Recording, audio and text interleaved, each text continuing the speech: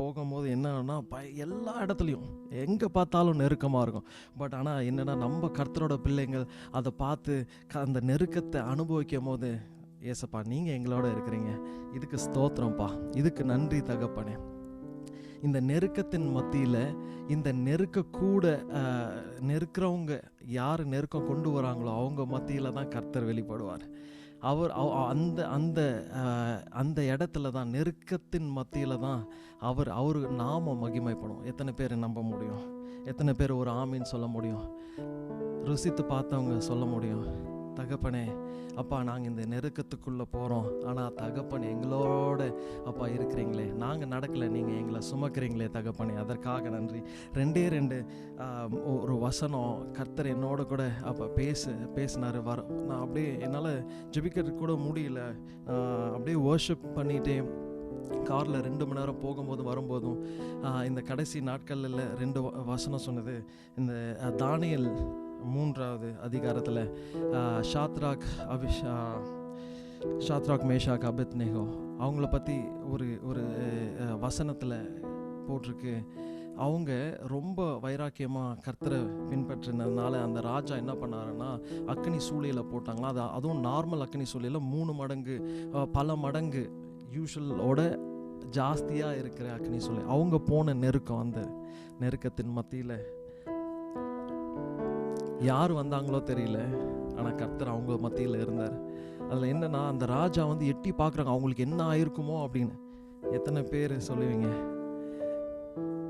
ருசித்து பார்த்தவங்க சொல்ல முடியும். எத்தனையோ பேர் எட்டி பார்த்தாங்க, என்னோட வாழ்க்கையில் இது நடந்துரும், இவன் இதுக்கு மேலே எந்திரிக்க முடியாது, இந்த பிரச்சனையிலிருந்து அவங்க மீள முடியாது, இதில் விடுதலை பெறதுக்கு வாய்ப்பே இல்லைன்னு சொல்லும் போது கர்த்தர் நம்ம மத்தியில் இருக்கிறாரு.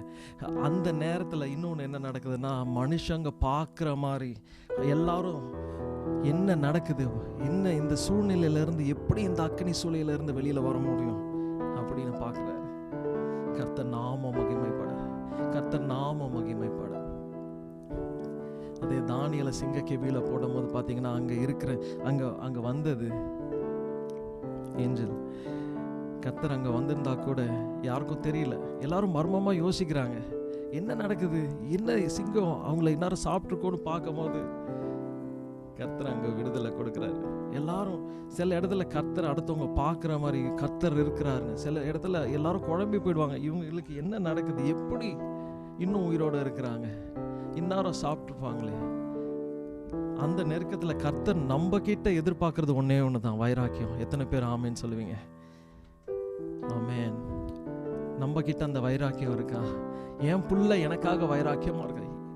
கொஞ்சம் பலம் தான் இருக்கு, எல்லா இடத்துலையும் நெருக்கம், கொஞ்சம் பலத்தில், அந்த கொஞ்சம் பலத்தில் என்ன நோக்கி கூப்பிட்றானா கர்த்தர் சொல்லுவார், கொஞ்சம் பலத்தில் நீ இருந்ததுனால மனுஷங்க திறக்க முடியாத கதவை கர்த்தர் திறப்பார்.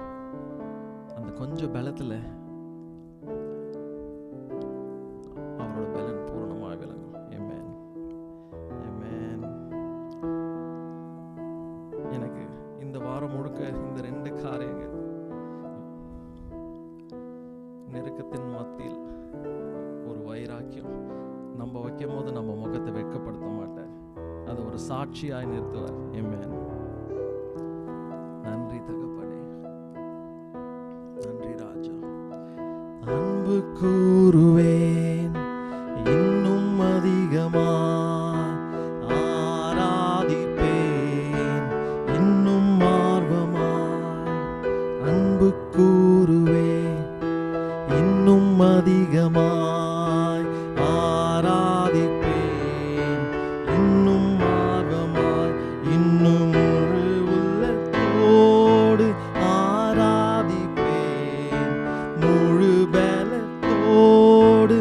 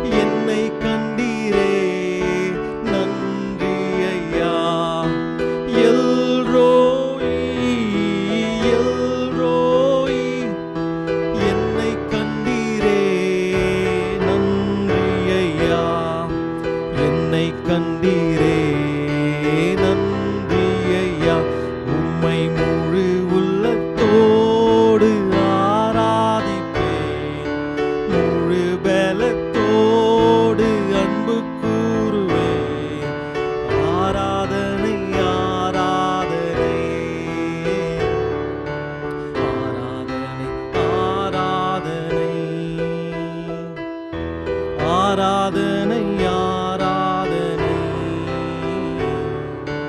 ஆராதனை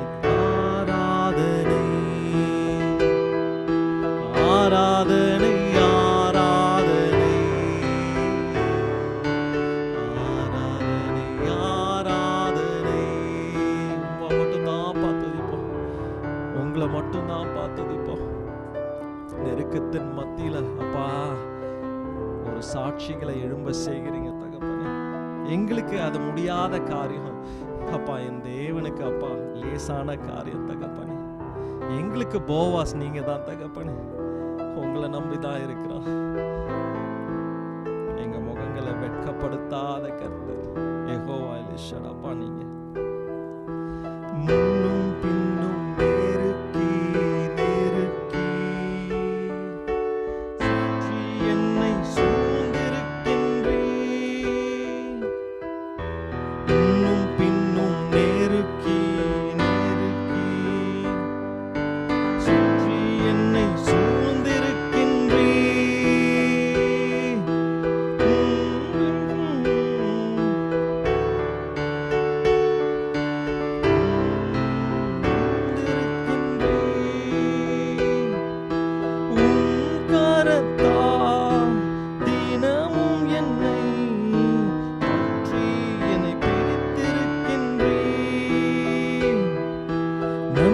ராஜா இயேசு ராஜா, நன்றி ராஜா இயேசு ராஜா. என்னை காண்பவரே, என்னை காப்பவரே, என்னை காண்பவரே, தினம் காப்பவரே. ஆராய்ந்து அறிந்திருக்கின்றீர், சுற்றி என்னை சூழ்ந்திருக்கின்றீர். ஆராய்ந்து அறிந்திருக்கின்றீர், சுற்றி என்னை சூழ்ந்திருக்கின்றீர். நான் அமர்வதும் நான் எழுவதும், நான் அமர்வதும் நான் எழுவதும் நன்றாய் நீர் அறிந்திருக்கின்றீர், நன்றாய் நீர் அறிந்திருக்கின்றீர். இன்னொரு முறை சொல்லுவோமா? முன்னும் பின்னும் நெருக்கி நெருக்கி சுற்றி என்னை சூழ்ந்திருக்கின்றீர். முன்னும் பின்னும் நெருக்கி நெருக்கி சுற்றி என்னை சூழ்ந்திருக்கின்றீர். உம் கரத்தால் தினமும் என்னை பற்றி பிடித்திருக்கின்றீர்.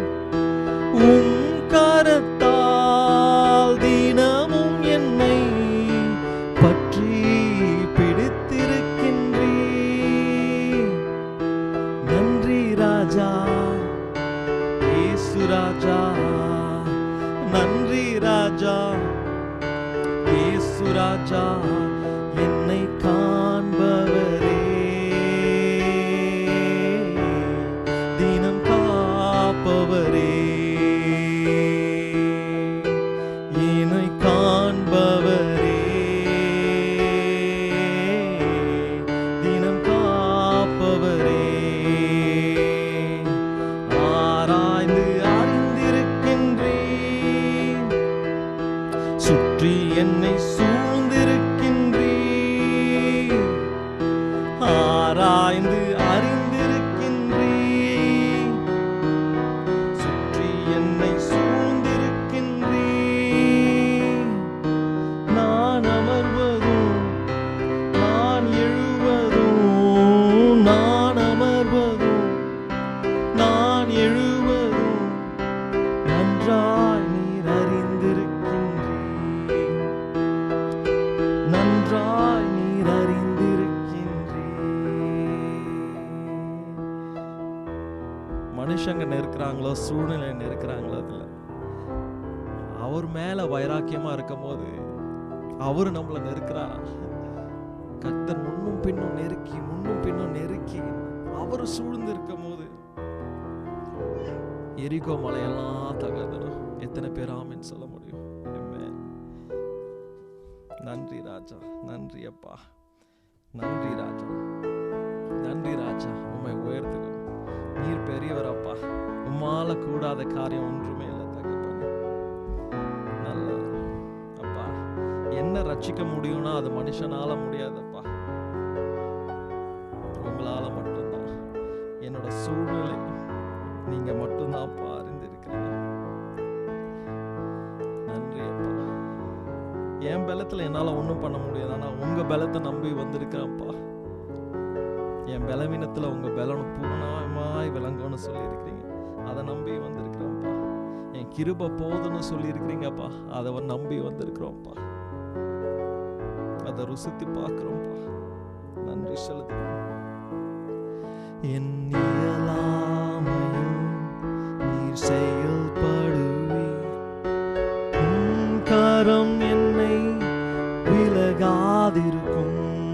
என் இயலாமையும் நீர் செயல்படுவீர், உம் கரம் என்னை விலகாதிருக்கும். மலைகளை பெயர்ப்பீர் என்றார், என் தடைகள் உமக்கு எம்மாத்திரம். மரித்தோரை எழை செய்வீர் என்றார், என் நோய்கள் உமக்கு எம்மாத்திரம். கிரகிக்க முடியா காரியம் செய்வீர், சர்வஞானியே உம்மை ஆராதிப்பேன். கிரகிக்க முடியா காரியம் செய்வீர், சர்வஞானியே உம்மை ஆராதிப்பேன். ஆமென். கிரகிக்க முடியாத காரியங்களை நீங்க செய்வீங்கப்பா, எனக்காக செய்றீங்க, அதற்காக நன்றி சொல்லுங்க. கிரகிக்க முடியா காரியம் செய்வீர், சர்வஞானியே உம்மை ஆராதிப்பேன். ருசித்தவங்க கைகளை உயர்த்தி கர்த்தருக்கு பயப்படுற பயத்தோட சொல்ல முடியுமா? கிரகிக்க முடியா காரியம் செய்வீர், சர்வஞானியே உம்மை ஆராதிப்பேன். வெறும் கோலும் கையும் இரு பரிவாரமாகும், உம்மாலன்றி இது யாரால் கூடும். வெறும் கோலும் கையும் இரு பரிவாரமாகும், உம்மாலன்றி இது யாரால் கூடும். ஆகாயத்து பட்சிகளை போஷிப்பீர் என்றார், என்னையும் போஷிப்பது நிச்சயமே. காற்று புஷ்பங்களை உடுத்துவது நீரென்றார், என்னை நிச்சயமே. கிரகிக்க முடியா காரியம் செய்வீர், சர்வஞானியே உம்மை ஆராதிப்பேன். கிரகிக்க முடியா காரியம் செய்வீர், சர்வஞானியே உம்மை ஆராதிப்பேன். கைகளை உயர்த்து சொல்லுவோமா? என் தேவன் எனக்காய் ஏதாகிலும் செய்திடுவார் என்றாகிலும் நீர் மறந்தது உண்டா? என் தேவன் எனக்காய் ஏதாகிலும் செய்திடுவார் என்றாகிலும் நீர் மறந்தது உண்டா? கைகளை உயர்த்தி, என் தேவன் எனக்காய் ஏதாகிலும் செய்திடுவார் என்றாகிலும் என்னை மறந்தது உண்டா? என் தேவன் எனக்காய் ஏதாகிலும் செய்திடுவார் என்றாகிலும் நீர் மறந்தது உண்டா? என் தேவன் எனக்காய் ஏதாகிலும் செய்திடுவார் என்றாகிலும் அவர் மறித்தவர்கள் கிரகிக்க முடியா காரியம் செய்வீர். சர்வ ஞானியே உமை ஆராதிப்பேன். கிரகிக்க முடியாத காரியம் செய்வீர். சர்வ ஞானியே உமை ஆராதிப்பேன். ஸ்தோத்திரம் அப்பா. என் தேவன் அப்பா, எங்களுக்காக நீங்க செய்வீங்க, உங்க பிள்ளைகளுக்காக செய்வீங்கப்பா. மனுஷங்க என்ன பண்ற வரைக்கும் நீங்க அமைதியா இருப்பீங்க. ஆனா எங்களை உண்மையாலுமே தீங்கு வரணும்னு அது பக்கத்துல வரும்போது தேவன் காரியங்களை மாறுதலாய் முடிக்கிறார். எங்க மேல எவ்வளோ அன்பு வைத்திருக்கிறீங்க தகப்பனே. இவ்வளவு தூரம் வந்தது உங்க பலனப்பா, உங்களோட கிருபை.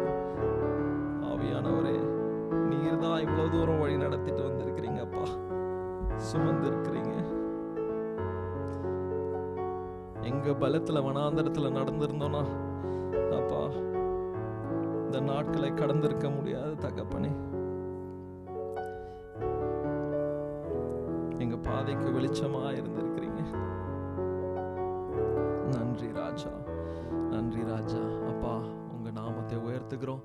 மீதி உள்ள எல்லா காரியத்தையும் அப்பா உங்க கரத்துல ஒப்பு கொடுக்கிறோம் தகப்பனே. வார்த்தையை உங்கள் கரத்தில் ஒப்பு கொடுக்குறோம், சாட்சியை உங்கள் கரத்தில் ஒப்பு கொடுக்குறோம். உங்கள் மகிமைக்காக அப்பா நீங்கள் எல்லாரையும் பயன்படுத்துவீராக, எங்களோட கூட பேசுவீராக. எல்லாத்தையும் உங்கள் கரத்தில் ஒப்பு கொடுத்து ஜெபிக்கிறோம். இயேசு கிறிஸ்துவின் மூலம் ஜெபிக்கிறோம் நல்ல பிதாவே, ஆமென். ஹல்லேலூயா, ஹல்லேலூயா, ஆமென், ஆமென். கர்த்தருடைய பரிசுத்த நாமம் மகிமைப்படுவதாக. இணைந்த எல்லாரையும் வரவேற்கிற தேவனுடைய நாமத்தினால விசேஷமாக பாத்தீங்கன்னு வச்சுக்கோங்களேன். நான் பிரதர்கிட்ட இந்த சாங் தான் பாடணும், இந்த சாங் பாடணும் அப்படின்னு சொல்லிட்டு நான் சொல்லலை. உண்மையாவே நான் சொல்லலை. நான் சத்யா சிஸ்டர்கிட்டையும் பிரான்சிஸ் பிரதர்கிட்டையும் நான் ஒரு பாட்டு பாடினே இருந்தேன். அவங்களும் இதை கேட்டிருப்பாங்க. இப்ப நான் விசுவாசிக்கிறேன்ன்றதுக்குள்ளாக இந்த கிரகிக்க முடியாத காரியத்தை செய்யறவர் தான் ஆண்டவர் நம் தேவன். நம் தேவன் நமக்காக ஏதாவது செஞ்சுட்டே இருப்பாராம். எத்தனை பேர் விசுவாசிக்கிறீங்க? இந்த பாட்டை அவங்க ஹாஸ்பிட்டல் இருக்கும் போது நான் பாடினே இருக்கேன். அவங்க கூட நான் பேசும்போது நான் பாடினேன். நான் இந்த பாட்டை பாடினே இருக்கேன். நானு ஏன்னா கிரகிக்க முடியாத காரியத்தை செய்யறவர் தான் நம்ம ஏசப்பா. ஹல்லேலூயா, கர்த்தருடைய பரிசுத்த நாமம் மகிமைப்படுவதாக. நான் நம்ம சத்யா சிஸ்டரும் பிரான்சிஸ் பிரதரும் ஏதோ டிஸ்டன்ஸான பீப்புள் கிடையாது, ஏதோ கெஸ்ட் ஸ்பீக்கரும் கிடையாது. அவங்க நம்ம ஃபேமிலியில ஒருத்தங்க. ஏன்னா நம்மளோட இதுக்கு முன்னாடி எத்தனையோ தடவை ஆண்டவர் அவங்களுக்கு செய்த நன்மைகளை சொல்லியிருக்காங்க. இந்த நாள்ல ஓகே அவங்க ஆண்டவர் அவங்களுக்கு செஞ்ச அற்புதமான காரியத்தை குறிச்சு ஓகே அவங்க சொல்ல இருக்க போறாங்க. இந்த ஒரு 45 மினிட்ஸ் நீங்க என்ன பண்ணினாலுமே தயவு செய்து இதை நல்லா கேட்க முடியாது நான் கேட்டுக்கொள்கிறேன். எதனால அப்படின்னா பலவீனத்துல அவருடைய பலன் பரிபூர்ணமாய் விளங்கும் என்பதற்கு இவங்க ஒரு பெரிய சாட்சி. ஆவியானவர் நம்ம இடத்துல வரும்போது நமக்கு ஒரு புது பலன் அடைந்து நம்ம கடைசி பூமியின் கடைசி பரியந்தம் மட்டும் நம்ம சாட்சிகளாக இருப்போம் சொல்லப்பட்டிருக்கு. அப்படி ஒரு சாட்சியாக வைத்திருக்காங்க. நான் அதோ இவங்களை கேட்டுலாம் மட்டும் இல்லை, நான் இவங்க கூட போயிட்டு ஒரு 1 வீக் ஸ்டே பண்ணியிருக்கேன். அதையும் வச்சு சொல்றேன். இவங்களை கண்ணோட நான் பார்த்திருக்கேன். கர்த்தர் இவங்களோட வாழ்க்கைக்காக கர்த்தர் அதிகமாக நன்றி செலுத்துறேன். இந்த பாத்திரத்தை ஆண்டவர் தெரிந்து கொண்டதற்காக நன்றி செலுத்துறேன். Sathya sister and Francis brother, over to you. Praise Lord, praise Lord. Amen. Praise Lord brother. நான் பேசுறது தெளிவா இருக்கு? பேசுறது தெளிவா இருக்கு. ஒரே yes yes praise Lord. Start பண்ணலாம். ஆமென். கர்த்தருடைய நாமத்திற்கு மகிமை உண்டாவதாக. இன்னைக்கும் ஆண்டவர் அவருடைய சாட்சியாக இன்னைக்கு எங்களை நிப்பாட்டி இருக்கிறாரு. உண்மையிலே கர்த்தருக்குள்ள ரொம்ப சந்தோஷமா இருக்கிறோம். எல்லாரும் கர்த்தருக்குள்ள சந்தோஷமா இருக்கிறீங்க அப்படின்னு விசுவாசிக்கிறோம். இப்பொழுது வரைக்கும் பிசாசு தோற்று போகிறான் என்றால் அவன் இனிமேலும் தோற்றுதான் போக வேண்டும்.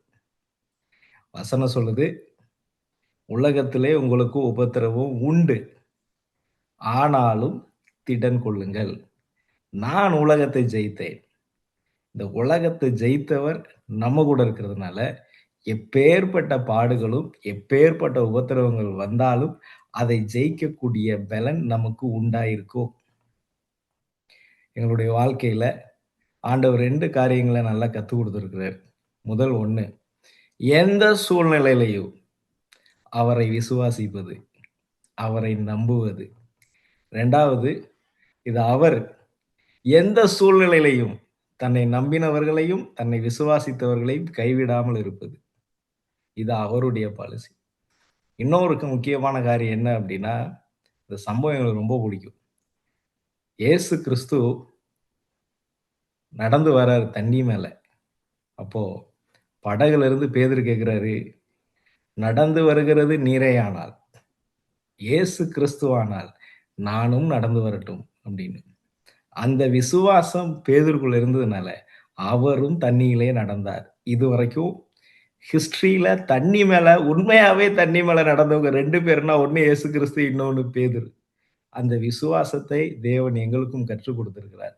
நாங்க தாரக மந்திரமா ஒண்ணு வச்சிருக்கிறோம். ஆண்டவரே, சொல்லுகிறது நீரேயானால் அதை செய்வதற்கு நாங்கள் ஆயத்தமா இருக்கிறோம் அப்படின்னு சொல்லி, இந்த நாள்லயும் ஆண்டவர் பெரிய அற்புதத்தை எங்களுடைய வாழ்க்கையில செஞ்சிருக்கிறாரு. அந்த அற்புதத்தை பெற்றுக்கொண்ட சத்யா இன்னைக்கு சொல்ல போறாங்க. இதுக்கு முன்னாடி 2 சாட்சிகள் நாங்க 3 சாட்சிகள் சொல்லியிருக்கிறோம். அதுல அதிகமா நான் சொல்லியிருந்திருப்பேன். ஆனா இன்றைக்கு சத்யா தன்னுடைய வாயினால கர்த்தர் என்ன நன்மை செய்தார் அப்படின்னு அவங்களே சொல்ல போறாங்க. சத்யாட்ட கொடுக்கிறேன். கர்த்தர் எல்லாரையும் ஆசீர்வதிப்பாராக.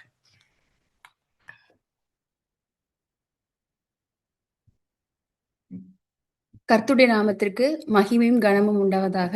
என்னை இன்னைக்கு சாட்சியா நிப்பாட்டின என்னுடைய கர்த்தருக்கு நான் நன்றி செலுத்துறேன்.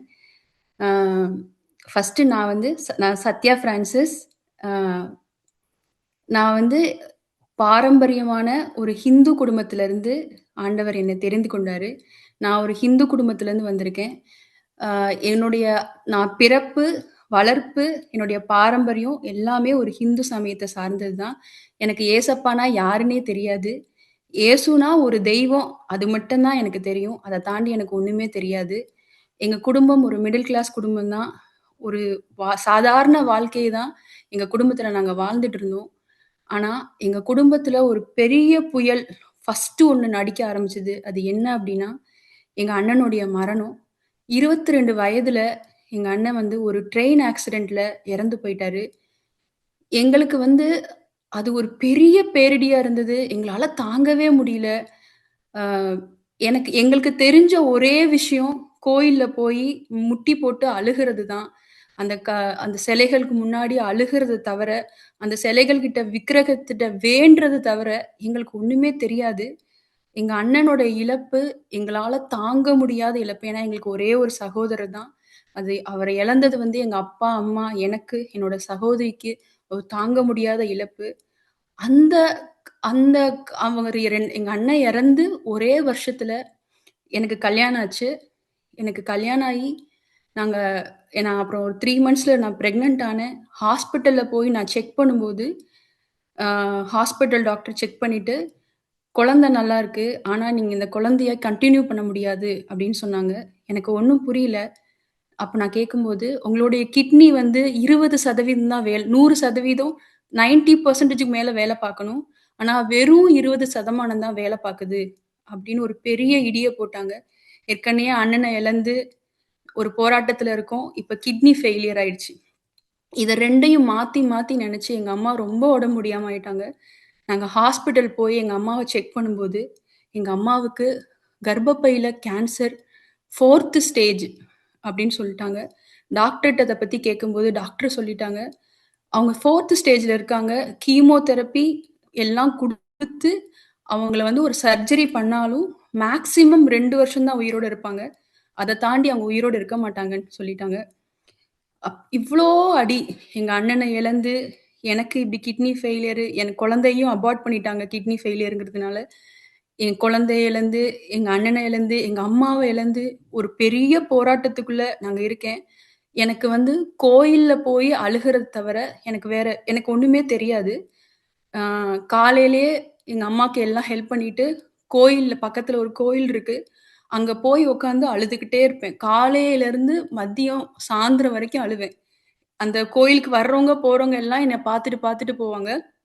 என்னைய சிரிப்பா பார்ப்பாங்க. சில பேர் பாவமா பார்ப்பாங்க.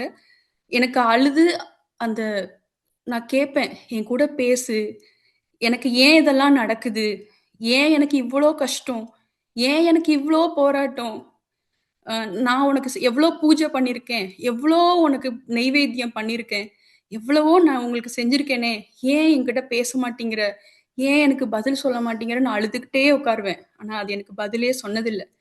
ஆனா நான் அழுது, அழுது, அழுது நான் எந்த கஷ்டத்தோட அந்த கோயிலுக்கு போனேனோ, எந்த மனவேதனையோட அந்த கோயிலுக்கு போனேனோ, அதே மனவேதனையோட, அதே கஷ்டத்தோட காலையிலருந்து சாயந்தரம் வரைக்கும் அழுதாலும், அதே கஷ்டத்தோட தான் திரும்பி வருவேன். ஒரு பிரயோஜனமும் இருக்காது. அப்போ இப்படியே போயிட்டு இருக்குது. எங்க அம்மாக்கு வந்து ஃபைனல் ஸ்டேஜ் வந்துருச்சு. சர்ஜரியும் பண்ணிட்டாங்க.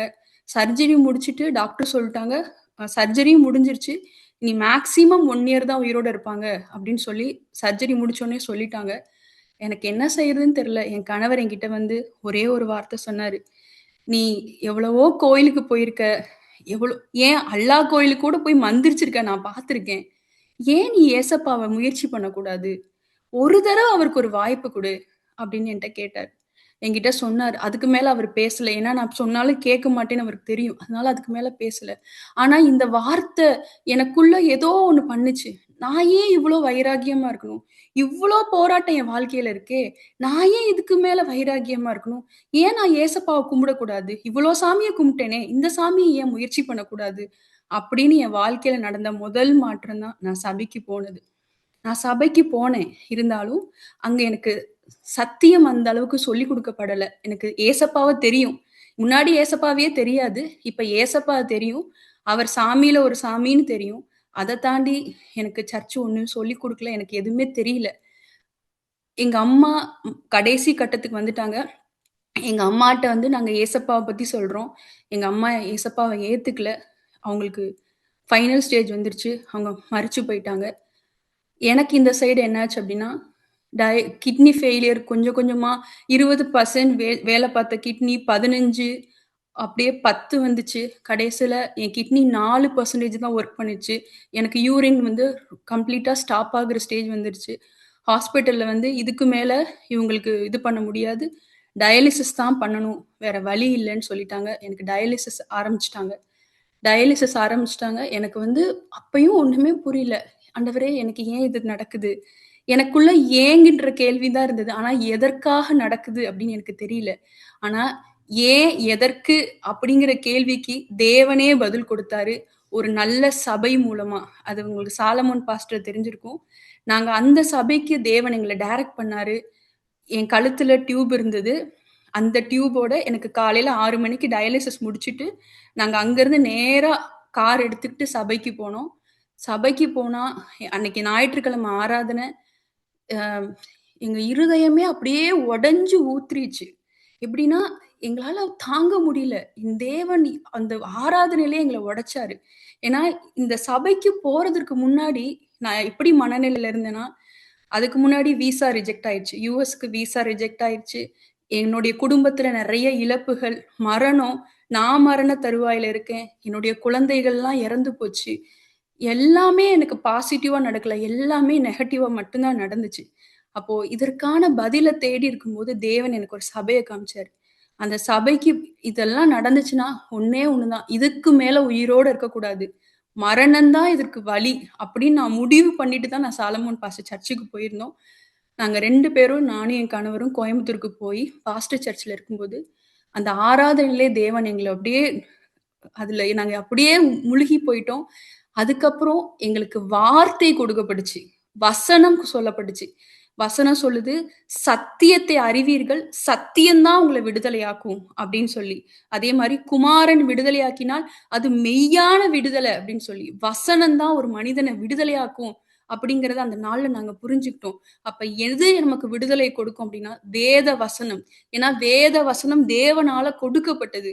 அதுதான் ஒரு மனுஷனுக்கு நிச்சயமான விடுதலை கொடுக்கும் அப்படிங்கிறத அன்னைக்கு முதல் ஆராதனையிலே நாங்க புரிஞ்சுக்கிட்டோம். எங்க கிட்ட இருந்து ஒரு பெரிய அந்த நான் எத்தனையோ கோயிலுக்கு போயி, மனவேதனையோட போயி, மனவேதனையோட திரும்பி வந்திருக்கேன். ஆனா, முதல் முறையா அந்த ஆலயத்திற்கு போயி, என் மனசுல இருக்கிற வேதனைக்கெல்லாம் பதில் வசனம். அது தேவன், அது குமாரன், அது ஆவியானவர். அவர பிடிச்சுக்கிட்டேன் அப்படின்னா, சத்தியத்த பிடிச்சுக்கிட்டேன் அப்படின்னா, அந்த சத்தியம் நிச்சயமா என்னை விடுதலை ஆக்கும் அப்படிங்கிறத நான் மனப்பூர்வமா உணர்ந்தேன். எனக்குள்ள இருந்து தற்கொலை பண்ணிக்கிறோன்ற எண்ணம் என்னை விட்டு வெளிய போச்சு. ஆண்டவர் அப்படியே வசனத்துல எங்கள நடத்த ஆரம்பிச்சாரு. எங்க கேரக்டர ஒவ்வொன்னா சேஞ்ச் பண்ண ஆரம்பிச்சாரு. எல்லாத்தையும் மன்னிக்க வச்சாரு. எங்கள வந்து நாங்க மதுரையில இருக்கும்போது எங்கள ரொம்ப எப்படின்னா, வியாதி புடிச்சவ, சாபம் புடிச்சவ, இவ வீட்டுக்குள்ள வரக்கூடாது. இவ வீட்டுக்குள்ள வந்தா அது வந்து சாபம். அப்படிங்கிற மாதிரி எங்கள வச்சிருந்தாங்க. அப்படிதான் எங்கள நடத்துனாங்க. எங்கள ரொம்ப இழிவா பார்த்தாங்க. ஆனா, அவங்களுடைய பார்வைகளா என்னவா இருந்தாலும் சரி, அவங்கள எல்லாம் மன்னிச்சு, தேவன் அவங்கள எல்லாம் எங்கள நேசிக்க வச்சாரு. எல்லாம் இப்படி போயிட்டு இருக்கும்போது, வசனத்துல எங்கள கொஞ்சம் கொஞ்சமா தேவன் அடுத்தடுத்த நிலைமைக்கு கொண்டு போனாரு. அந்த வசனத்துல கிடைச்ச முதல் விடுதல எங்களுக்கு யுஎஸ்க்கு வந்து விசா ரிஜெக்ட் ஆயிருந்தது. எங்களுக்கு எல்லோ நோட்டீஸ் குடுத்து அனுப்பிட்டாங்க. ஆனா, அந்த வசனம் எங்களுக்கு குடுத்த முதல் விடுதல, எந்த யுஎஸ் எம்பசில எங்கள ரிஜெக்ட் பண்ணி அனுப்புனாங்களோ, அதே எம்பசில இருந்து தேவன் மெயில் போட வச்சாரு. எத்தன நாள்ல தெரியுமா? வெறும் 9 நாள்ல. ரொம்ப நாட்கள் தேவன் எடுத்துக்கல. வித்தின் 9 டேஸ்ல எங்களுக்கு யுஎஸ்க்கு விசா வந்தது. விசா வந்து நவம்பர் 2022ல வந்தது.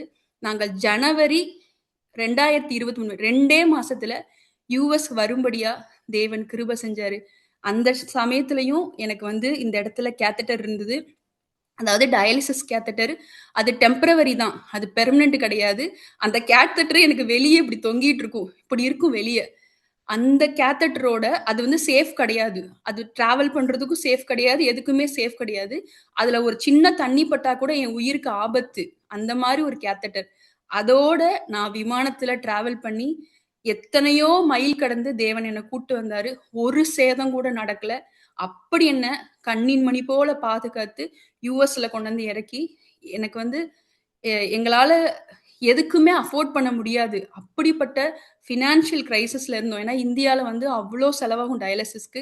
ஆனா யுஎஸ் கூட்டிட்டு வந்து எங்களுக்கு ரொம்ப லிபரலா டயாலிசிஸ் குடுத்து, எங்கள ரொம்ப புரொடெக்ட் பண்ணி பாதுகாத்தாரு. இங்க எங்களுக்கு ஒரு அழகான வாடகை வீட்ட குடுத்தாரு. 9 மாசம் அந்த அண்டர் கிரவுண்ட்ல எங்களுக்கு தங்கும்படியா கிருபை செஞ்சாரு. நான் 9 மாசத்துல காலி பண்ணணும். நாங்கள் 5 மாசத்த கடந்துட்டோம். இன்னும் 4 மாசம் இருக்கு காலி பண்றதுக்கு. நான் அப்ப போயிட்டு தேவன்ட்ட கேட்கிறோம். ஆண்டவரே இன்னும் 4 மாசம் இருக்கு. இந்த ஊர்ல வாடகை பார்க்கறதுக்கே ஏகப்பட்ட ப்ரொசீஜர் சொல்றாங்க. தடவ எப்படியோ எங்களுக்கு அவங்களே வீடு குடுத்துட்டாங்க. 2வது தடவ எப்படி நடக்கும்னு எங்களுக்கு தெரியாது. அதனால இப்ப நாங்க எங்க வாடகைக்கு பார்க்கன்னு சொல்லிட்டீங்கன்னா, நாங்க போய் பார்த்துருவோம் அப்படின்னு நான் சொல்லி ஆண்டவர்ட்ட நாங்க ஜெபம் பண்ணும்போது, ஆண்டவர் சொன்னாரு, "நீ எதுக்கு வாடகைக்கு வீடு பார்க்குற? சொந்த வீடு தர்றேன். புது வீடு தர்றேன். பிராண்ட் நியூ ஹவுஸ் தர்றேன்" அப்படின்னாரு. எனக்கு ஷாக் ஆயிடுச்சு. ஆண்டவரே நீங்க யுஎஸ்க்கு கூட்டிட்டு வந்த ஷாக்கே இன்னும் என்னை விட்டு போகல. அதுக்குள்ளயும் 9 மாசத்துல அது ஒரு டயாலிசிஸ் பேஷண்ட்டுக்கு மெடிக்கல் ட்ரீட்மெண்ட் போயிட்டு இருக்குது. ஃபினான்ஷியல் ப்ராப்ளமும் இருக்குது. இவ்வளவும் தாண்டி நீங்க எப்படி ஆண்டவரே எங்களுக்கு வீடு குடுக்க முடியும்னு நான் கேட்கல. நாங்க அப்ப சொன்ன ஒரே வார்த்தை தான். அவர் எப்ப யுஎஸ் கூட்டு போறான்னு சொன்னப்போ, ஆண்டவரே சொல்வது நீரானால், என் டியூப் இருந்தாலும் சரி, நாங்க விசுவாசிக்க தயாரா இருக்கோம் அப்படி சொன்னோம். அதே மாதிரி ஏசப்பா வீடு தர்றேன்னு சொல்லிட்டீங்க. சொல்வது நீரே ஆனால் விசுவாசிக்கவும், அதற்கு கீழ்ப்படியவும் நாங்கள் தயாரா இருக்கிறோம் ஆண்டவரே அப்படின்னு நாங்க சொன்னோம். சொன்னது மாத்திரம் இல்ல, நாங்க வீடு பார்க்கவும் ஆரம்பிச்சோம். ஆண்டவர் ஃபினான்ஷியல் ஸ்டேட்டஸ உடைச்சாரு. டயாலிசிஸ் பேஷண்ட்ங்கிறத உடைச்சாரு. எல்லாத்தையும் இது பண்ணி எங்களுக்கு அழகான ஒரு வீட்ட அவர் சொன்ன மாரி பிராண்ட் நியூ ஹவுஸ எங்களுக்கு குடுத்தாரு. இப்ப அந்த வீட்ல தான் இருந்து நாங்க இப்ப பேசிட்டு இருக்கோம். என் தேவன் எத சொல்றாரோ அத செய்வாரு. ஆனா அவர் எதிர்பார்க்கிறது சொல்றத விசுவாசிக்கிற ஒரு மனிதன். சொல்வது நீரே ஆனால் அதை விசுவாசிப்பதற்கும், அதன்படி நடப்பதற்கும், உம்முடைய சித்தத்திற்கு விட்டு கொடுக்கிறதற்கும் இந்த பாத்திரம் தயாரா இருக்கு. அப்படிங்கிறது மாத்திரம் தான் தேவன் எதிர்பார்ப்பாரு. அடுத்து எங்க வாழ்க்கையில நடந்த அடுத்த அற்புதம், எனக்கு வந்து டயாலிசிஸ் 2 நாள் நடந்துட்டு இருந்தது. வாரத்துல 2 நாள் போயிட்டு இருந்தது. என் கணவர் தான் என்ன கார்ல டிராப் பண்ணி பிக்கப் பண்ணுவாரு. ஆனா காலையில 5 மணிக்கு டயாலிசிஸ் ஆரம்பிக்கும். 9:30 10 மணி ஆயிடும். ஸோ அவர் தான் கூட்டிட்டு போயிட்டு என்ன கூட்டிட்டு வந்து விடுவாரு. இதுல போயிட்டு இருக்கும்போது எனக்கு டிரைவிங் ஒண்ணுமே தெரியாது. ஆனா கார மட்டும் ஆண்டவர் கிஃப்ட்டா குடுத்துட்டாரு. இந்த வீடு வரும்போதே காரும் ஒரு கிஃப்ட்டா வந்துருச்சு. அது எதுக்கு வந்ததுன்னு எனக்கு தெரியாது. நாங்க சரி ஆண்டவர் பரிசா குடுத்துருக்கிறாரே வச்சுப்போம்ன்னு சொல்லி நாங்க அத சும்மா வச்சிருந்தோம். திடீர்னு பார்த்தா என்னாச்சுன்னா, என் கணவருக்கு வேலை ஷிஃப்ட் ஆயிருச்சு. இங்க ஜார்ஜியால இருந்து அதர் ஸ்டேட், இங்க இருந்து ஒரு 11 மணி நேரம் டிராவல்ல இன்னொரு ஸ்டேட் வெர்ஜீனியாங்கிற ஸ்டேட்டுக்கு வேலை ஷிஃப்ட் ஆயிருச்சு.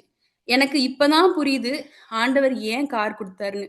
அப்ப நான் போய் நாங்க ஜெபம் பண்றோம். ஆண்டவரே, ஆல்ரெடி 2 ஷாக்ல இருந்து நாங்க வெளியே வந்துட்டோம். இப்ப 3வதா என்ன சொல்றீங்க அப்படின்னா, நீ கார் ஓட்டுவ அப்படிங்கினாரு. நான் வந்து, ஆண்டவரே, எனக்கு இந்தியால சைக்கிள் கூட ஓட்ட தெரியாது. எங்க அப்பா ரைட்ல போனா நான் லெஃப்ட்ல போவேன். பெடல்ல கால் வைக்க தெரியாது. எக்ஸ்கலேட்டர்ல ஏறினா பயப்படுற ஆள் நானு. என்ன வந்து நீங்க யுஎஸ்ல கார் ஓட்ட சொல்றீங்க ஆண்டவரே அப்படின்னு. நீ கார் ஓட்டுவ அப்படின்னாரு. அப்போ திருப்பி நான் சொன்னேன், சொல்வது நீரே ஆனால் விசுவாசிக்கிறதற்கும் உம்முடைய சித்தத்துக்கு விட்டு கொடுக்கறதுக்கும் நான் தயாரா இருக்கேன் ஆண்டவரே அப்படின்னு சொன்னோம். என் கணவர் ஒரு வாரத்துல அவர் வெர்ஜீனியாவுக்கு போகணும். அதாவது 11 மணி நேரம் டிராவலுக்கு போகணும். அவர் 2 வாரத்துக்கு ஒருக்க தான் வரணும். ஒரே வாரத்துல லைசன்ஸ் வாங்க, அந்த ரிட்டன் டெஸ்ட் எழுதி பாஸ் ஆகவும், லைசன்ஸ் என் கைக்கு வரவும் தேவன் உதவி செஞ்சாரு. லைசன்ஸ் வந்துருச்சு. நான் கார் ஓட்ட ஆரம்பிச்சிட்டேன். என்னால கார் ஓட்டும் போது நம்பவே முடியல. நான் தான் இந்த காரை ஓட்டுறேனா இல்ல வேற யாராவது எனக்கு பதிலா ஓட்டுறாங்களா அப்படிங்கிற சந்தேகம் எங்க அடிக்கடி வரும். எங்க அப்பாட்ட சொன்னா நம்ப மாட்டார். ஏமா எஸ்கலேட்டர்ல ஏறவே பயப்படுவியே, நீ எப்படிமா கார் ஓட்டுற அப்படின்னாரு. எங்க அப்பாவையும் வர வச்சு அவரையும் பக்கத்துல உட்கார வச்சு தேவன் ஓட்ட வச்சாரு.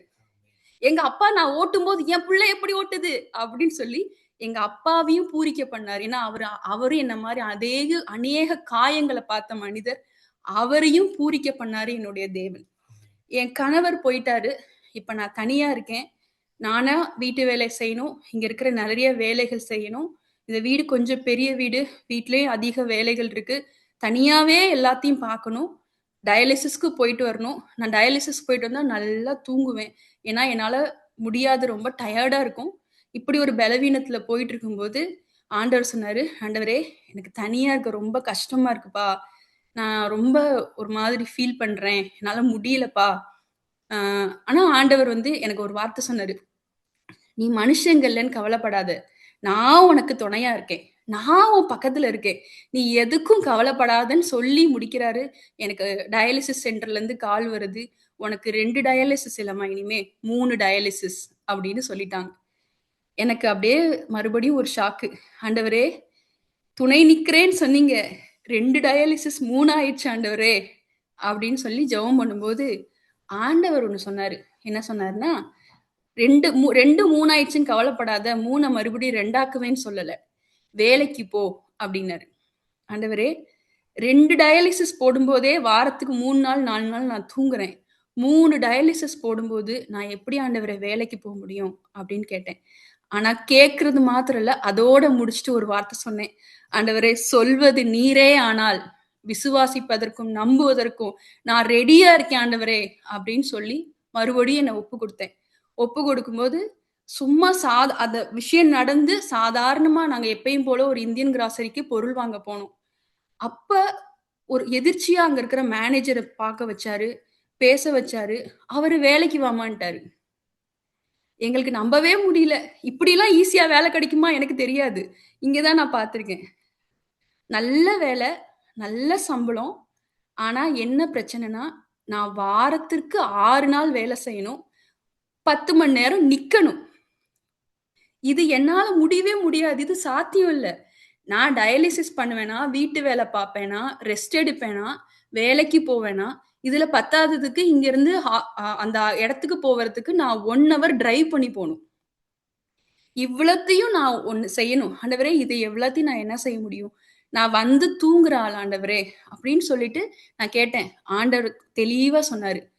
உன்னை பலப்படுத்துகிற கிறிஸ்துவினாலே எல்லாவற்றையும் செய்ய உனக்கு பலன் உண்டு அப்படின்னு சொன்னாரு.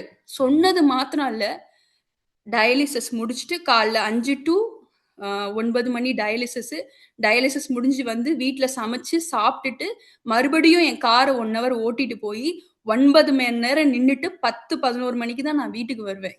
வந்து மறுபடியும் சமைச்சு சாப்பிட்டு வாரத்திற்கு 3 நாள் டயாலிசிஸ், வாரத்திற்கு 6 நாள் வேலை. ஒரு நாள் 10 மணி நேரத்துல 8 மணி நேரத்துல இருந்து 10 மணி நேரம் நின்னு வேலை பார்க்கணும். உட்காரக்கூடாது. ஒரு நிமிஷம் அங்க சேரே கிடையாது. நான் உட்காரணும்னு நினைச்சாலும் உட்கார முடியாது. ரெஸ்ட் ரூம்ல தான் போய் உட்கார முடியும். சேரு கிடையாது. நின்னுக்கிட்டே தான் வேலை செய்யணும். ஆனா ஆண்டவர் வந்து நான் அப்ப என்ன உணர்ந்தேன்னா, என்னுடைய பலவீனத்துல அவர் பலன் பூரணமா விளங்குறத உணர்ந்தேன். 2 வாரம் நான் இப்படி வேலைக்கு போனேன். ஏன்னா, என்ன வந்து பிசாசு வந்து மதுரையில எப்படி வச்சிருந்தான்னா, நான் டயாலிசிஸ் முடிச்சு யாராவது என்ன கூட்டிட்டு போணும். என் கைய புடிச்சு இப்படி கூட்டிட்டு போணும். நான் அப்படியே கை நடுங்குவேன். என் கைய புடிச்சு ஒருத்தவங்க கூட்டிட்டு போணும். என் செருப்ப ஒரு ஆள் காலுக்கு கீழ எடுத்து போடணும். என் கணவர் இதெல்லாம் எனக்கு செஞ்சாரு. ஆனா, நான் எப்படி இவ்ளோ பெலனா இருந்தேன்? எனக்கு தெரியல. பிசாசு என்ன படுத்த படுக்கையா ஆக்கணும்னு நெனச்சான். ஆனா தேவன் என்னை எழுந்து ஓட வச்சாரு. வேலையில அவ்வளவு நேர்த்தியா பார்க்க வச்சாரு. அவ்ளோ பெலன குடுத்தாரு. என்ன அந்த கையில டிராஃப்ட் போட்டிருந்தாங்க. அதாவது இந்த டயாலிசிஸ் பண்றதுக்கு. இந்த கையினால நான் வந்து 2 கிலோ கூட தூக்கக்கூடாதுன்னு டாக்டர் சொன்னாரு. ஆனா, என்ன தேவன் மூட்டை மூட்டையா அரிசி தூக்க வச்சாரு. அங்க கடையில போய். 20 கிலோ யாராவது தூக்க போனா அவங்கள விலகி சொல்லிட்டு நான் போய் அரிசி மூட்டை தூக்குவேன். ஏன்னா, எனக்கு வந்து என் தேவன் பெலன் கொடுத்திருக்கிறாரு. நான் பிசாச வெட்கப்படுத்தியே ஆகணும். அவன் என்ன படுத்த படுக்கையா ஆக்க வச்சான். ஆனா என் தேவன் என்னை எழுந்து ஓட வச்சாரு. அவன் வந்து நீ வந்து நிக்கவே கூடாது அப்படின்னு சொன்னான். ஆனா தேவன் என்ன 10 மணி நேரம் நிக்க வச்சாரு. அவன் என்ன ஓடக்கூடாது ஒடுங்கி இருக்கணும்னு சொன்னான். ஆனா என் தேவன் ஓடுன்னு சொன்னாரு. நான் பிசாசுடைய வார்த்தைக்கு இடம் கொடுக்கல. எழுந்து ஓடுனேன். நான் பலவீனமான பாண்டம் தான். நான் வந்து வெறும் குப்பை தான். ஆனா எனக்குள்ள ஒரு மாணிக்கம் இருக்கு. எனக்குள்ள ஒரு தேவன் இருக்கிறாரு. அந்த தேவன் எனக்கு பலனை கொடுத்துட்டே இருக்காரு. நானே என்ன பார்த்து ஆச்சரியப்படும்படியா தேவன் செஞ்சாரு. ஏன்னா என்னை பலப்படுத்துகிற கிறிஸ்துன்னு ஒவ்வொரு நாளும் என்னை பலப்படுத்தினாரு. இன்னொன்னு நடந்ததுன்னா 2 வாரம் அழகா வேலைக்கு போயிட்டு இருந்தேன். நல்லா வேலை பார்த்துட்டு இருந்தேன். சந்தோஷமா இருந்தது. ஒவ்வொரு அரிசி மூட்டை தூக்கும் போதும் நான் சந்தோஷப்படுவேன். என்னன்னா பிசாசு இந்த கையினால எந்த வேலை செய்யக்கூடாதுன்னு பார்த்தான். பிசாசு என்னை நிக்க கூடாதுன்னு பார்த்தான்.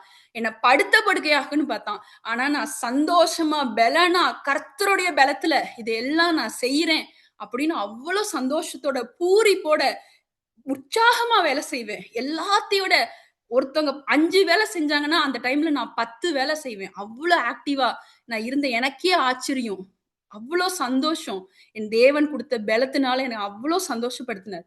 2 வாரம் வேலைக்கு போய் முடிச்சோடனே என்னாச்சுன்னா, வேலை முடிச்சுட்டு நான் கார் எடுத்து வந்துட்டு இருக்கிறேன். என் ஒரு கார் பின்னாடி இடிச்சு, என் கார் டிராக் ஆகி முன்னாடி இருக்க காரை போய் இடிச்சிருச்சு. அவ்வளோ ஃபாஸ்டான இடி. என் கார் கம்ப்ளீட்டா பின்னாடி டேமேஜ் ஆயிடுச்சு. அவ்வளோ ஒரு பெரிய ஆக்சிடென்ட். போலீஸ்லாம் வந்து ரெக்கார்ட் பண்ணாங்க. எனக்கு ரொம்ப அழுகையா இருந்தது. போலீஸ் கேக்குறாங்க, உங்களை கூட்டிட்டு போக யாரும் இல்லையா அப்படின்னு கேக்குறாங்க. நான் வந்து சொல்றேன், இல்ல யாரும் இல்ல. என் ஹஸ்பண்ட் வந்து அதர் ஸ்டேட்ல வேலை பார்க்கறாரு. எனக்கு வந்து யாரும் கிடையாது அப்படின்னு சொல்லி நான் சொன்னேன். எனக்கு ரொம்ப கஷ்டமா இருந்தது. நான் அப்புறம்னா கேஸ் முடிஞ்சோடனே என்னுடைய கார் எடுத்துட்டு, அந்த கார் பயங்கரமா சவுண்டு. அந்த கார் எடுத்துட்டு நான் கொஞ்சம் அழுகையா வந்தது. நான் அழுதுட்டேன். ஆனாலும் தேவன் என் கூட இருக்கிறாருங்கிற விசுவாசமும் நம்பிக்கையும் எனக்கு கூடயே இருந்தது. நான் வீட்டுக்கு வந்தேன். வீட்டுக்கு வந்து ஜெபம் பண்ணேன். ஆண்டவரே, என் கார் போயிடுச்சு. நான் இப்ப எப்படி வேலைக்கு போறதுன்னு தெரியல அப்படின்னு. ஆண்டவர், நாளைக்கு நீ வேலைக்கு போ. என்ன நடந்தாலும் சரி, நாளைக்கு நீ வேலைக்கு போய் தான் ஆகணும். உனக்கு ஒண்ணும் ஆகாது அப்படின்னு தெளிவா சொன்னாரு. நான் மறுபடியும் இன்னைக்கு ஆக்சிடென்ட் நடக்குது. மறுபடியும் நாளைக்கு அதே காரை எடுத்துட்டு நான் வேலைக்கு போனேன். எனக்கு கரெக்டா ஆக்சிடென்ட் ஆன இடம் வந்தோடனே நான் ஜெபம் பண்றேன். ஆண்டவரே, இந்த காரை இதுக்கு மேல ஓட்ட முடியுமா? எனக்கு தெரியல ஆண்டவரே அப்படின்னு கேட்கும்போது, யார் சொன்னது இந்த கார் தான் நீ ஓட்ட போறேன்னு? உனக்கு நான் டெஸ்லா குடுக்குறேன். டெஸ்லா உனக்கு குடுப்பேன் அப்படின்னாரு. ஆண்டவரே, டெஸ்லாவா அப்படின்னு உனக்கு டெஸ்லா நான் குடுப்பேன் அப்படின்னு உறுதியா சொல்லிட்டாரு. அப்ப வந்து ஆண்டவர் தான் டெஸ்லா குடுக்குறேன்னு தரல. சொல்றது நீர் தான், நான் விசுவாசிக்க தயாரா இருக்கேன் ஆண்டவரே. அதே ஜெபம் தான். நான் கார் எடுத்துட்டு போறேன். ஆண்டவர் சொன்ன வார்த்தையின்படி எனக்கு டெஸ்லா, அவருடைய ரத்தத்தின் சாட்சியா ரெட் கலர் டெஸ்லா கொடுத்தாரு. என் காருக்கு பின்னாடி சத்தியம்ங்கிற போர்டு போட்டு என் பேரோட அவரோட நாமத்தையும் சேர்த்து சத்தியம் அப்படின்னு போர்டு போட்டு ஓட வச்சாரு. நான் அந்த காரை டெஸ்லாவை எடுத்துட்டு அந்த சைடு போகும்போது அந்த ஆக்சிடென்ட் ஆன இடத்திலே காரு அந்த சிக்னல் அங்க நின்னு, பிசாசே, நீ என்னை வெக்கப்படுத்தின. இந்த காரை வச்சுட்டு தானே நீ வேலைக்கு போற. இந்த காரை உடைச்சா நீ என்ன பண்ணுவேன்னு என்கிட்ட கேட்டு என்னை உடைச்சல என் காரை. நீ உடைச்சதுக்கு பதிலா நீ வெறும் சாதாரண காரை தான் உடைச்ச, நீ உடைச்சது பழைய காரு. எனக்கு தேவன் டெஸ்லா கொடுத்திருக்கிறாரு, புது கார் கொடுத்திருக்கிறாரு. நீ உன்னால ஒன்னும் செய்ய முடியாது. அந்த இடத்துல நான் பேசினேன், அப்படியே பேசினேன். அந்த ஆக்சிடென்ட் ஆன இடத்துல சிக்னல்ல காரை நிப்பாட்டி நான் பேசினேன். நீ என் காரை உடைச்ச, என் தேவன் எனக்கு டெஸ்லா கார் கொடுத்துட்டாரு.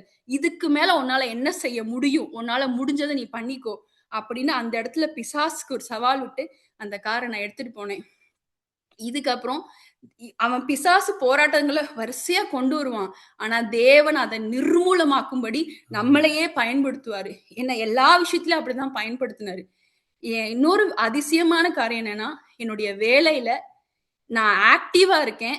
கஸ்டமர் கிட்ட முகம் கோணாம அவங்க கோவமா பேசினாலும் நான் சிரிச்சு பேசுறேன். அப்படிங்கறது எல்லா விஷயங்களையும் நோட் பண்ணி நான் ரொம்ப உற்சாகமாவும் ரொம்ப வேகமாவும் ரொம்ப ஸ்ட்ராங்காவும் எல்லா வேலையும் பாக்குறேன்னு சொல்லி 6 மாசத்துல எனக்கு இன்கிரிமெண்ட் கொடுத்தாங்க. என் கூட வேலை பாக்குறவங்க வந்து கிட்டத்தட்ட 1.5 வருஷம் 2 வருஷத்துக்கு அப்புறம் தான் இன்கிரிமெண்ட் கொடுத்தாங்க. அவங்க வந்து என்கிட்ட கேக்குறாங்க, நாங்களாம் 1.5 வருஷம் 2 வருஷத்துக்கு அப்புறம் இன்கிரிமெண்ட் வாங்கணுமே, உனக்கு எப்படி 6 மாசத்துல இன்கிரிமெண்ட் வந்தது அப்படின்னு கேட்டாங்க. நான் வந்து ஒன்னும் பதில் சொல்லல. நான் சிரிச்சுட்டே அந்த இடத்துல வந்துட்டேன். ஆனா எனக்கு தெரியும் இதற்கு பின்னாக யார் இருக்கா அப்படின்னு. என்னுடைய தேவன் இருக்கிறார். ஏன்னா என் வலியையும் என் வேதனையும் நான் கடந்து வந்த பாதைகளையும் என் தேவன் பார்த்திருக்கிறாரு. அதற்கான பலனை என் தேவன் எனக்கு கொடுக்கிறார். எல்லாத்துக்கும் மேல அவருடைய கிருபை மட்டும்தான் இதெல்லாம் செய்ய முடியும் அப்படிங்கிறது எனக்கு தெரியும். நான் சிரிச்சுக்கிட்டே அந்த இடத்துல வந்துட்டேன். இதெல்லாம் நான் வந்து எங்க வாழ்க்கையில நாங்கள் கடந்து போனது இதெல்லாம் நிறைய டெஸ்டிமோனியில நாங்க வந்து எலாபரேட்டா சொல்லியிருக்கோம். இதெல்லாம் ஷார்ட் நோட்ஸ். இதுக்கப்புறம் ஒரு பெரிய அற்புதம். இதுதான் இன்னைக்கான சாட்சி. இதுதான் தேவன் எங்களை அடுத்த லெவலா சாட்சியா நிப்பாட்டினது. எப்படின்னா, எனக்கு எங்களுடைய ஹாஸ்பிட்டல் டயாலிசிஸ் சென்டர், அங்கதான் அங்க டயாலிசிஸ் பண்ணுவோம். அந்த சென்டர்ல இருந்து ஹாஸ்பிட்டலுக்கு ஒரு இது கொடுத்துட்டாங்க. என்னன்னா, இந்த பொண்ணுக்கு வந்து டிரான்ஸ்பிளான்ட்டுக்கு ப்ரொசீஜர் பண்ணுங்க அப்படின்னு எனக்கு போட்டு விட்டாங்க ஹாஸ்பிட்டல்ல இருந்து. எனக்கு டிரான்ஸ்பிளான்ட் ப்ரொசீஜர் பண்ணாங்க. 2 தடவை நாங்க ஹாஸ்பிட்டல் போனோம் டிரான்ஸ்பிளான்ட் ப்ரொசீஜருக்காக. ஃபர்ஸ்ட் வந்து ஃபுல் பாடி செக்அப் பண்ணணும். செகண்ட் வந்து டாக்டர், அந்த டிரான்ஸ்பிளான்ட் பண்ற டாக்டரோட ஒரு ஒரு ஒரு டைரக்டா அவங்களோட பேசுறது கன்சல்ட் மாதிரி. 2 தடவை தான். நாங்க ஒரு 4 மாசத்துக்கு முன்னாடி பண்ணியிருந்தோம். இந்த வருஷம் ஸ்டார்ட் ஆகிறதுக்கு ஒரு 2 மாசத்துக்கு முன்னாடி நாங்க பண்ணியிருந்தோம். அதை பண்ணிட்டோம். ஆனா நாங்க வந்து எப்பவுமே ஒண்ணு வந்து எது செஞ்சாலும் அதை செஞ்சுட்டு அதை அப்படியே தேவனோட கரத்துல விட்டுருவோம். அதை போட்டு ரொம்ப இதுல என்ன இருக்கோ ரொம்ப அறிவுபூர்வமா இந்த உலக பிரகாரமா அதை போட்டு கிளறலாம் மாட்டோம். அதை அப்படியே நாங்க தேவனோட கரத்துல ஆண்டவரே போ சொல்லிட்டாரு, நாங்க போயிட்டோம், பதிஞ்சிட்டோம், கொடுத்துட்டோம், வந்துட்டோம், அவ்வளவுதான். அவங்க வந்து நாங்க இன்னும் 2 மாசத்துல அவங்களுக்கு தெரியப்படுத்துறோம் அப்படின்னு சொல்லிட்டு விட்டுட்டாங்க. நாங்களும் விட்டுட்டோம். ஸோ இந்த மாசம் பிப்ரவரி 4ஆம் தேதி எங்களுக்கு கால் பண்ணாங்க. கால் பண்ணி உங்க ஒய்ஃபோட எங்க வீட்டுக்கார்ட்ட தான் பேசினாங்க. ஏன்னா அவர் நம்பர் தான் கொடுத்துருக்கோம். உங்க ஒய்ஃபோட நேமை வந்து நாங்க லிஸ்ட்ல போட்டுட்டோம். அதாவது இப்பதான் லிஸ்ட்ல போடுறாங்க. லிஸ்ட்ல நாங்க போட்டுட்டோம். லிஸ்ட்ல போட்டுட்டோம். அவங்க வந்து இப்போதைக்கு கிட்னி டிரான்ஸ்பிளான்ட் பண்றதுக்கு அவங்க எலிஜிபிள் கேண்டிடேட், அவங்க தகுதியானவங்க இது பண்றதுக்கு லிஸ்ட்ல கொடுத்துருக்கோம் அப்படின்னு சொல்லிட்டாங்க. எங்க வீட்டுக்காரர் கேட்கிறாரு, சரி லிஸ்ட்ல போட்டீங்க, கிட்னி கிடைச்சா எப்ப கிடைக்குங்க அப்படின்னு கேட்டாரு. அதுக்கு அவங்க வந்து 2ல இருந்து 3 வருஷம், மினிமம் 2 வருஷமாவது ஆகும், மேக்சிமம் 3ல இருந்து 4 வருஷம் கூட ஆகலாம், அது சொல்ல முடியாது அப்படின்னு சொன்னாங்க. ஆனா மினிமம் 3 இயர்ஸ் கிட்ட ஆகலாம் அப்படின்ற மாதிரி சொல்லிட்டாங்க. சரி ஓகே அப்படின்னு சொல்லிட்டு நாங்களே விட்டுட்டோம். எங்களுக்கு அந்த லிஸ்ட்ல போட்டத நம்பரை எடுத்து அது நம்பரை போட்டு செக் பண்ணவே தெரியாது. அதை செக் பண்றதுக்கே நாங்க என்ன பண்றது அப்படின்னு பார்த்துட்டு இருந்தோம். ஏன்னா நாங்க ரொம்ப இதெல்லாம் யூஸ் பண்ண மாட்டோம், அதெல்லாம் தெரியாது. அந்த லிஸ்ட்ல போடுறத பாக்குறதே எங்களுக்கு தெரியாது. லிஸ்ட்ல வந்திருக்குன்னு மட்டும் சொன்னாங்க, அதுதான் எங்களுக்கு தெரியும். பிப்ரவரி 7th வெள்ளிக்கிழமை 6ஆம் தேதி, பிப்ரவரி 6th 6ஆம் தேதி, ஆமா கரெக்டா பிப்ரவரி 4 லிஸ்ட்ல போட்டாங்க. பிப்ரவரி 6 எங்களுக்கு கால் பண்றாங்க. கால் பண்ணி நைட்டு 11 மணி இருக்கும். கால் பண்ணி இந்த மாதிரி சத்யாக்கு கிட்னி கிடைச்சிச்சு, வந்து வச்சுக்கோங்க அப்படின்னாங்க. எனக்கு புரியவே இல்லை. என்னது ஏதோ கடையில பொட்டனை போட்டிருக்கோம், வந்து பொட்டனத்தை வாங்கிக்கோங்கன்னு சொல்ற மாதிரி சொல்றாங்க. கிட்னி கிடைச்சிருச்சா எப்படி? எங்களுக்கு நம்ப முடியல. ஒருவேளை இது ஃபேக் காலா இருக்கும் அப்படின்னு எங்க வீட்டுக்காரர் அப்பையும் என் கூட இல்ல. அவரும் வெர்ஜீனியால தான் இருக்காரு. அது 11 மணி நேரம் டிஸ்டன்ஸ்ல ஒரு அதர் ஸ்டேட்ல அவர் அங்கதான் இருக்கிறாரு. ஃபோன் பண்ணி என்னங்க மாமு கிட்னி தரேன்றாங்க. அது என்னமோ பொட்டன மாரி வந்து வாங்கிக்க சொல்றாங்க. எப்படி என்னன்னு எனக்கு ஒண்ணும் புரியல. நான் கன்ஃப்யூஸ் ஆகி கொஞ்சம் கண்ணெல்லாம் கலங்கிட்டேன். எனக்கு ஒண்ணுமே புரியல. அப்புறம் என் கணவர் வந்து அந்த நம்பர செக் பண்ணணும்னு பார்த்தா, அது ஹாஸ்பிட்டல்ல இருந்து தான் வந்திருக்கு அப்படின்னு உறுதியாயிடுச்சு. அப்ப இது ஃபேக் கால் கிடையாது. இது உண்மையான கால் தான். அவங்க வந்து, "நாங்க திருப்பி எப்ப வேணாலும் கூப்பிடுவோம். நீங்க ரெடியா இருந்துக்கோங்க. அப்படி சர்ஜரி இருந்தா பிப்ரவரி 7th இயர்லி மார்னிங் சர்ஜரி 6:00 அப்படின்னு சொல்லிட்டாங்க. ஸோ எனக்கு ஒண்ணுமே புரியல. எனக்கு ரொம்ப பதட்டமா இருந்தது. ஏன்னா சர்ஜரிக்கு நான் இன்னும் தயாராகல.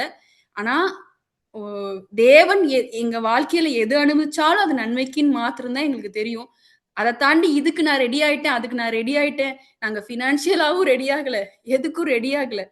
இருந்தாலும் அ எங்களுக்கு ஏதாவது இந்த மாரி ஒரு சிச்சுவேஷன் வந்தா எங்க போதகருக்கு கால் பண்ணுவோம். எங்க பாஸ்டருக்கு கால் பண்ணோம். பாஸ்டர் இந்த மாதிரி சொல்றாங்க. என்ன பண்றது? அப்படின்னு கேட்கும்போது, நான் அப்படியே கலக்கத்தோட பேசுறேன். பாஸ்டர் உடனே வந்து கிட்னி வச்சுக்கோங்கிறாங்க. என்ன பண்றது? அப்படின்னு. பாஸ்டர் சிரிச்சுக்கிட்டே, சத்யா ரொம்ப நல்ல விஷயம் அப்படின்னாரு. பாஸ்டர் என்ன பாஸ்டர் சொல்றீங்க? அவங்க உடனே வந்து ஏதோ வாங்கிட்டு போன்ற மாரி சொல்றாங்க. இது பெரிய சர்ஜரி. யாராவது கூட இருக்கணும். யாருமே கூட இல்ல. நான் தனியா இருக்கேன். நான் எப்படி பாஸ்டர் வ போயிட்டா நான் திருப்பி வந்து என்னன்னு நான் அப்படியே உளறுறேன். என்ன பண்றதுன்னே தெரியல. அப்படி இப்படின்னு சொல்றேன். பாஸ்டர் சொன்னாரு, "சத்யா அமைதியா இரு. நாங்க இப்ப ஃபோன வச்சுருவோம். நீ ஆண்டவரோட சமூகத்துல போய் உட்காரு. ஆண்டவர் என்ன சொல்றாரோ அத செய். ஆனா, இந்த கிட்னி ஆண்டவரால வருது அப்படின்னா, நீ முழு இருதயத்தோட போனா தான் அது உனக்கு முழுசா பொருந்தும். அரைகுறை மனசோட போன அப்படின்னா, அவங்க என்னதான் செக் பண்ணி வச்சாலும் அது உனக்கு ஏத்துக்காது." அப்படின்னு சொல்லிட்டாரு. அதனால நாங்க ஜெபம் பண்ணிக்கிறோம். நீ முழு இருதயத்தோட போ அப்படின்னாரு. எனக்கு இவங்க எல்லாம் ஃபோன வச்சுட்டாங்க. எனக்கு சுத்தி அந்த டைம்ல ரொம்ப ஓவரா தனிமை தெரியுது. அப்ப நான் வந்து கண்ண மூடி என்னால வார்த்தை எனக்கு வரல. நான் கண்ணீர் தான் வருது. வார்த்தையே வரல. நான் ஆண்டவர்ட்ட அப்படியே அழுகுறேன். ஆண்டவரே! எத்தனையோ சூழ்நிலைய நான் தனியா ஃபேஸ் பண்ண வச்சுட்டீங்க. அதெல்லாம் நான் கடந்து வந்துட்டேன். ஆனா, இது வந்து ஒரு பெரிய சூழ்நிலை. இருக்கதுலயே மேஜர் ஆப்பரேஷன். யாருமே கூட இல்லன்னா எப்படி ஆண்டவரே? அப்படின்னு. ஆண்டவர் ஒரே வார்த்தை தான் சொன்னாரு. உன் கூட யாரும் இல்ல, யாரும் இல்லன்னு ஏன் சொல்ற? நான் எத்தனையோ தடவ சொல்லியிருக்கேன். உனக்கு நான் துணையா இருக்கேன். உன் வலக்கரத்த நான் பிடித்து நானே உனக்கு துணையா இருக்கிறேன். அப்படின்னு சொன்னாரு. எத்தனையோ பிரச்சனை வரும்போது, உம்மாலே ஒரு மதிலை தாண்டினேன். உம்மாலே ஒரு சேனைக்குள் பாய்வேன். நீ தாண்டுனல்ல. இதையும் நீ தாண்டுவ. அப்படின்னு என் கூட தேவன் பேசினாரு. அவர் பேசின அந்த வார்த்தை தான். நான் வந்து வாயில எதுவுமே பேசல. என் மனசுலயே பேசிட்டு நான் அப்படியே என் கண்ல இருந்து கண்ணீர் மட்டும் தான் வருது. ஆண்டவரே இதையும் என்ன தனியா செய்ய வைக்க போறீங்களா? அப்படின்னு அவர்ட்ட நான் கேட்கிறேன். ஆண்டவர் நான் துணையா இருக்கேன்னு சொன்னோனே, எனக்கு 3 வார்த்தை தான். 3 தடவ சொன்னேன். கத்தி கத்தி சொன்னேன். அப்பா, அப்பா. அந்த 3வது அப்பா நான் சொல்லும்போது, எனக்குள்ள அப்படியே பரிபூரண சமாதானம் வந்துச்சு. எழுந்து ஓடு. உன் கூட நான் இருக்கேன். அப்படின்னு ஒரு வார்த்தை. என்ன சமாதானப்படுத்திருச்சு. எந்திரிச்சேன். ஃபேஸ் வாஷ் பண்ணி, என்னோட ட்ரெஸ் எல்லாம் மாத்திட்டு, ஹாஸ்பிட்டலுக்கு என்னோட எல்லாம் பேக் பண்ணிட்டு, நானே என் சர்ஜரிக்கு நானே என் கார ஓட்டிட்டு, நானே ஹாஸ்பிட்டலுக்கு போய், நானே அட்மிஷன் ஆயி, நானே கூட அவங்க பார்க்குறாங்க. யாருமே இல்ல. ஆனா எனக்கு தெரியும் நான் என் வலது கரத்த நீட்டிக்கிட்டே இருக்கேன். ஏன்னா, எனக்கு அவர் வாக்கு குடுத்திருக்கிறாரு. வலது கரத்த நான் பிடிச்சிருக்கிறேன். அப்பயும் நான் ஒரே வார்த்தை தான் சொன்னேன். ஆண்டவரே, சொல்வது நீரே ஆனால், அதை விசுவாசிக்கவும், அதை நம்புவதற்கும் நான் ஆயத்தமா இருக்கிறேன் ஆண்டவரே. அப்படின்னு சொன்னேன். அந்த டைம்லயும் நான் அதே தான் சொன்னேன். சொல்லிட்டு, என் கார்ல போகும்போதெல்லாம் எனக்கு ஒரு நான் அந்த அந்த நன்றியோட அந்த பாட்டு எனக்கு திரும்ப திரும்ப வருது. எனக்கு வார்த்தை வரல. ஆனா அந்த அந்த ராகம் மட்டும் இருதயத்துல ஓடிட்டே இருக்கு. நான் ஹாஸ்பிட்டல்ல போய் அட்மிட் ஆயிட்டு, என்ன வந்து ஆப்பரேஷன் தியேட்டருக்குலாம் கூட்டிட்டு போயிட்டாங்க. கூட்டிட்டு போறதுக்கு முன்னாடி, அந்த டாக்டர்ஸ் வந்து இங்க எல்லாமே வந்து பேஷண்ட் கிட்ட சொல்லுவாங்க. நம்ம ஊர் மாதிரி அட்டெண்டன்ட்ட தான் சொல்லுவோம் அப்படி இல்ல. பேஷண்ட் கிட்ட சொல்லுவாங்க. அப்ப டாக்டர் வந்து என்ட்ட பேசுறாங்க. "உன் கணவர ஒண்ணும் பதட்டப்பட சொல்ல வேண்டாம். மெதுவா வர சொல்லுமா. நாங்க எல்லாம் டேக் கேர் பண்ணிப்போம். அத பத்தி நீ வொரி பண்ணிக்காத. இந்த சர்ஜரி வந்து ரொம்ப மேஜர் சர்ஜரி. ஆனாலும் நீ எவ்ளோ யங்கோ, அத விட உனக்கு வைக்க போற கிட்னி ரொம்ப ரொம்ப யங்கு. நான் ஃபுல்லா தரவா செக் பண்ணிட்டேன். அதனால நீ வந்து பயப்பட வேண்டாம். இது வந்து பாசிட்டிவ். உனக்கு வச்சா லைஃப் லாங் வரும். இது பாசிட்டிவ். ஆனா நெகட்டிவ் என்ன அப்படின்னா, மேபி இன்கேஸ் இந்த ஆப்ரேஷன் ஃபெயிலியர் ஆயிடுச்சு அப்படின்னா, உன் கிட்னி வந்து இது ஃபிக்ஸ் ஆகாது. மறுபடியும் நாங்க அந்த கிட்னிய எடுத்துருவோம். உனக்கு வந்து லைஃப் லாங் டயாலிசிஸ் தான் இருக்கும். இல்ல டெம்பரரியா கூட தேவைப்படலாம். இல்லாட்டினா வொர்ஸ்ட் கேஸ்ல உனக்கு மரணம் கூட ஏற்படலாம். இதுக்கு உனக்கு சம்மதமா அப்படின்னு கேட்டாங்க அந்த கன்சல்ட் ஃபார்ம்ல. இதெல்லாம் எக்ஸ்பிளைன் பண்ணிட்டு உனக்கு சம்மதம்னா இதுக்கு கையெழுத்து போடுமா, ஆப்ரேஷன் வேணாம்னா இதோட நம்ம ப்ரொசீஜரை ஸ்டாப் பண்ணிப்போம். நான் சொன்னேன், டாக்டர் பயப்பட வேண்டாம், நீங்க ப்ரொசீட் பண்ணுங்க, நான் தைரியமா இருக்கேன் அப்படின்னு அவங்க கிட்ட சொல்லிட்டு என்னோட இருதயத்துல, ஆண்டவரே எவ்வளோ தடவை உம்மை விசுவாசித்து நீங்க சொல்வது நீங்களே ஆனால் நம்புவதற்கு நான் தயாரா இருக்கிறேன் அப்படின்னு சொல்லி எத்தனையோ கோட்டைகளையும் எத்தனையோ செங்கடலையும் எத்தனையோ மதிலையும் நான் தாண்டி இருக்கிறேன். எத்தனையோ சேனைக்குள்ள நான் பாய்ந்திருக்கிறேன். என்னை தனியா இந்த உலகத்திற்கு என்ன தனியா ப்ரொஜெக்ட் பண்ணீங்க. ஆனா நான் தனியா இல்ல. என் கூட சர்வ வல்லமையுள்ள தேவன், ராஜாதி ராஜா, அதரிசனம் உள்ளவர், நித்திய பிதா, அவர் ஒருவரே ஞானமுடைய தேவன்.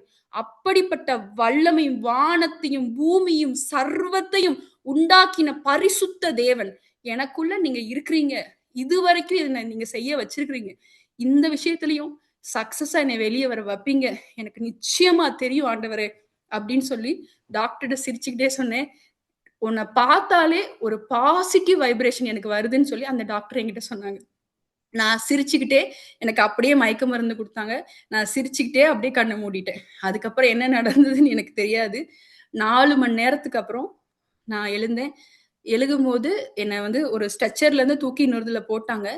அப்ப வந்து எனக்கு மனுஷங்களோட வாய்ஸ் எதுவுமே கேட்கல. ஏன்னா அவங்க என்ன மயக்கத்திலே தான் வச்சிருந்தாங்க. நான் மயக்கத்தோட தான் டிரான்ஸ்ஃபர் பண்ணாங்க.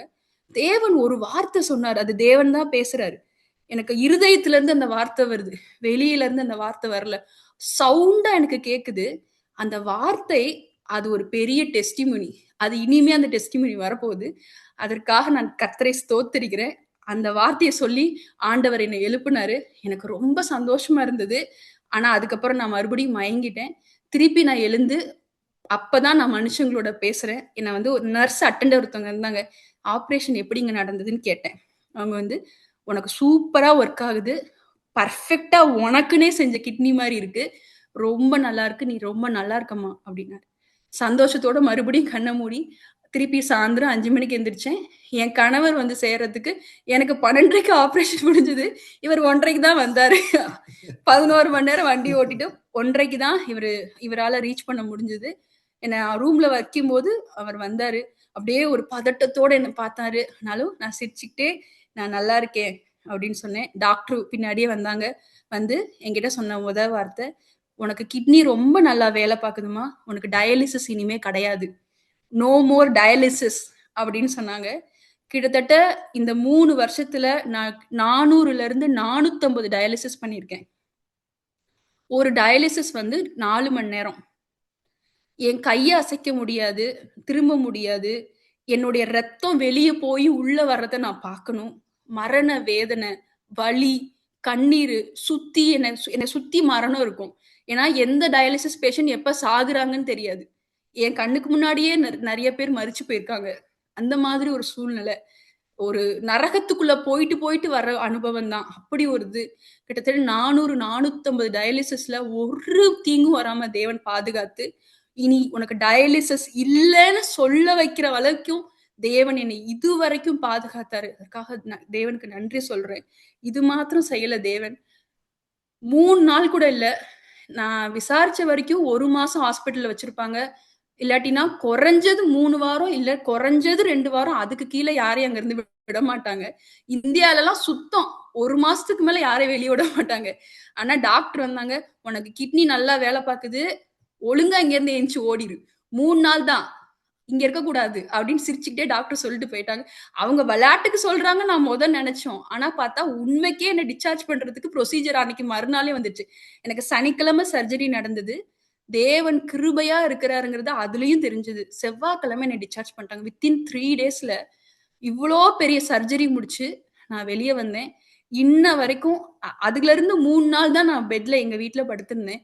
அதுக்கப்புறம் நானே சமைச்சு நானே என்னுடைய வேலைகள்லாம் பார்த்து, நானே இப்ப இன்னைக்கு சாயந்தரம் எங்க வீட்டுக்காரருக்கு சூப் வச்சு கொடுத்தேன். நேத்து எக் பப்ஸ் பண்ணி கொடுத்தேன். அவ்வளோ வேலையும் செய்ய தேவன் கிருபை பண்ணாரு. முன்னாடி இருந்த பெலனை விட அதிக பெலன் தான் இப்ப இருக்கே தவிர கொஞ்சம் கூட குறையல. ஏன்னா தேவன் வந்து ஒரு ஒரு நாளும் புதிய கிருபை, புதிய பெலனு நமக்கு அள்ளி கொடுக்குறாரு. அதனால அவர்கிட்ட என்னைக்குமே வற்றாது. அவர் வற்றாத ஜீவநதி. பெலனுக்கு மட்டும் அவர் எப்படி வற்றி போவார்? அதனால ஒவ்வொரு நாளும் அதிகமான பெலனை கொடுத்து தேவன் என்னை நடத்திட்டு வர்றாரு. இது வரைக்கும் என்னை சாட்சியா நிறுத்தின தேவனுக்கு நாங்க நன்றி செலுத்துறோம். அவர் ஏசாயா 43 சொல்றாரு, 43:11 நானே கர்த்தர், என்னை அல்லாமல் இரட்சகர் இல்லை. இது தேவன் சொன்னது. நாங்க சொல்றதும் அதேதான். என்னன்னா அவர் இயேசுவே கர்த்தர். இயேசு இல்லாம ரட்சிப்பும் இல்ல, அவர் இல்லாத ஒரு இரட்சகரும் இல்ல. அவர்தான் இரட்சகர், அவர்தான் மெய், அவர்தான் உண்மை. அவரை ஒரு ஜனம் பற்றி பிடிச்சுக்கிச்சு அப்படின்னா, அவர் சொன்னதை விசுவாசிச்சு ஒரு ஜனம் நடந்தது அப்படின்னா, அந்த ஜனம் ஒரு நாளும் வெக்கப்பட்டு போனதில்லை. அதனாலதான் தாவீது எழுதுறாரு, நான் இளம் வயதா இருந்தேன், நான் முதிர் வயதும் ஆயிட்டேன். ஆனா கர்த்தரை நம்பின ஜனமும் அவருடைய சந்ததியும் ஒரு துண்டு அப்பத்துக்கு யார்கிட்ட இறக்க மாட்டாங்க. எனக்கு குடுன்னு போய் கேட்க மாட்டாங்க. இந்த தேவன் கேட்க விட மாட்டாரு. அவர் ஜனத்தை ஒரு நாளும் அவர் வெட்கப்படுத்த விட மாட்டார். ஏன்னா நம்ம அவ்வளோ நல்ல தேவன். இவ்வளோ நல்ல தேவனை நம்ம ஒரு பாட்டு பாடி உயர்த்தாம இருந்தா எப்படி? கர்த்தரையே தெய்வமாக கொண்டோர் இதுவரையில் வெட்கப்பட்டதில்லை, அவரையே ஆதரவாய் கொண்டோர் நடுவழியில் நின்று போவதில்லை. வேண்டும் போதெல்லாம் என்பதிலானாரே, வாழ்க்கை முழுவதும் என் துணையானாரே. வேண்டும் போதெல்லாம் என்பதிலானாரே, வாழ்க்கை முழுவதும் என் துணையானாரே. ஆராதிப்போமே அவரை முழு மனதாய், ஆராதிப்போமே அவரை தலைமுறையாய், ஆராதிப்போமே அவரை முழு மனதாய், ஆராதிப்போமே அவரை தலைமுறையாய். வாக்கு தந்ததில் கொண்டு சேர்த்திட பாதையெல்லாம் நிழலாக கூட வந்தாரே. வாக்கு தந்ததில் கொண்டு சேர்த்திட பாதையெல்லாம் நிழலாக கூட வந்தாரே. போகும் வழியெல்லாம் உணவானாரே, வாக்கு தந்த கானானை கையளித்தாரே. போகும் வழியெல்லாம் உணவானாரே, வாக்கு தந்த கானானை கையளித்தாரே. ஆராதிப்போமே அவரை முழு மனதாய், ஆராதிப்போமே அவரை தலையாய், ஆராதிப்போமே அவரை முழு மனதாய், ஆராதிப்போமே அவரை தலைமுறையாய். ஆமென். ஆமென். வசனம் சொல்லுகிறது, கர்த்தர் நம் பட்சத்தில் இருக்கையில் நமக்கு எதிராக நிற்பவன் யார்? மனிதனே தேவையில்லை, ஆண்டவரே கூட இருந்தால் எல்லாம் வெற்றியாக வந்து மாறும் என்பதில் எந்த ஒரு மாற்று கருத்தும் இல்லை. சத்யா வந்து ரொம்ப சந்தோஷமா ஆண்டவர் நல்லா வச்சிருக்கிறாரு. லிஸ்ட் ஹாஸ்பிட்டல்ல இருந்து பில் அனுப்புனாங்க. $2,18,000 ஆபரேஷன் காஸ்ட் மட்டும் $2,18,000 பில் அனுப்பியிருக்கிறாங்க. கீழே கோப்பையை போட்டிருக்கிறாங்க, இவ்வளவு நீ கட்டணும் பா அப்படின்னு. நான் அப்படியே ஷாக் ஆயிட்டேன். பார்த்தா ஜீரோ. எங்களுக்கு என்ன பண்றதுன்னு தெரியல. இந்தியாவில் இருக்கும்போது சத்யா அவங்க மாமா கிட்னி தரமாட்டேன் அப்படின்னு சொன்னாரு. அவர் கொடுத்தாலும் அதை செய்யறதுக்கு, ஆபரேஷன் பண்றது கையில காசு இல்லை. யூஎஸ்ல வந்தா ஆண்டவர் கிட்னி ஃப்ரீயா கொடுத்து சர்ஜரி ஃப்ரீயா பண்ணி இப்ப எல்லாத்தையுமே ஃப்ரீயாவே பண்ணிட்டு இருக்கிறாரு.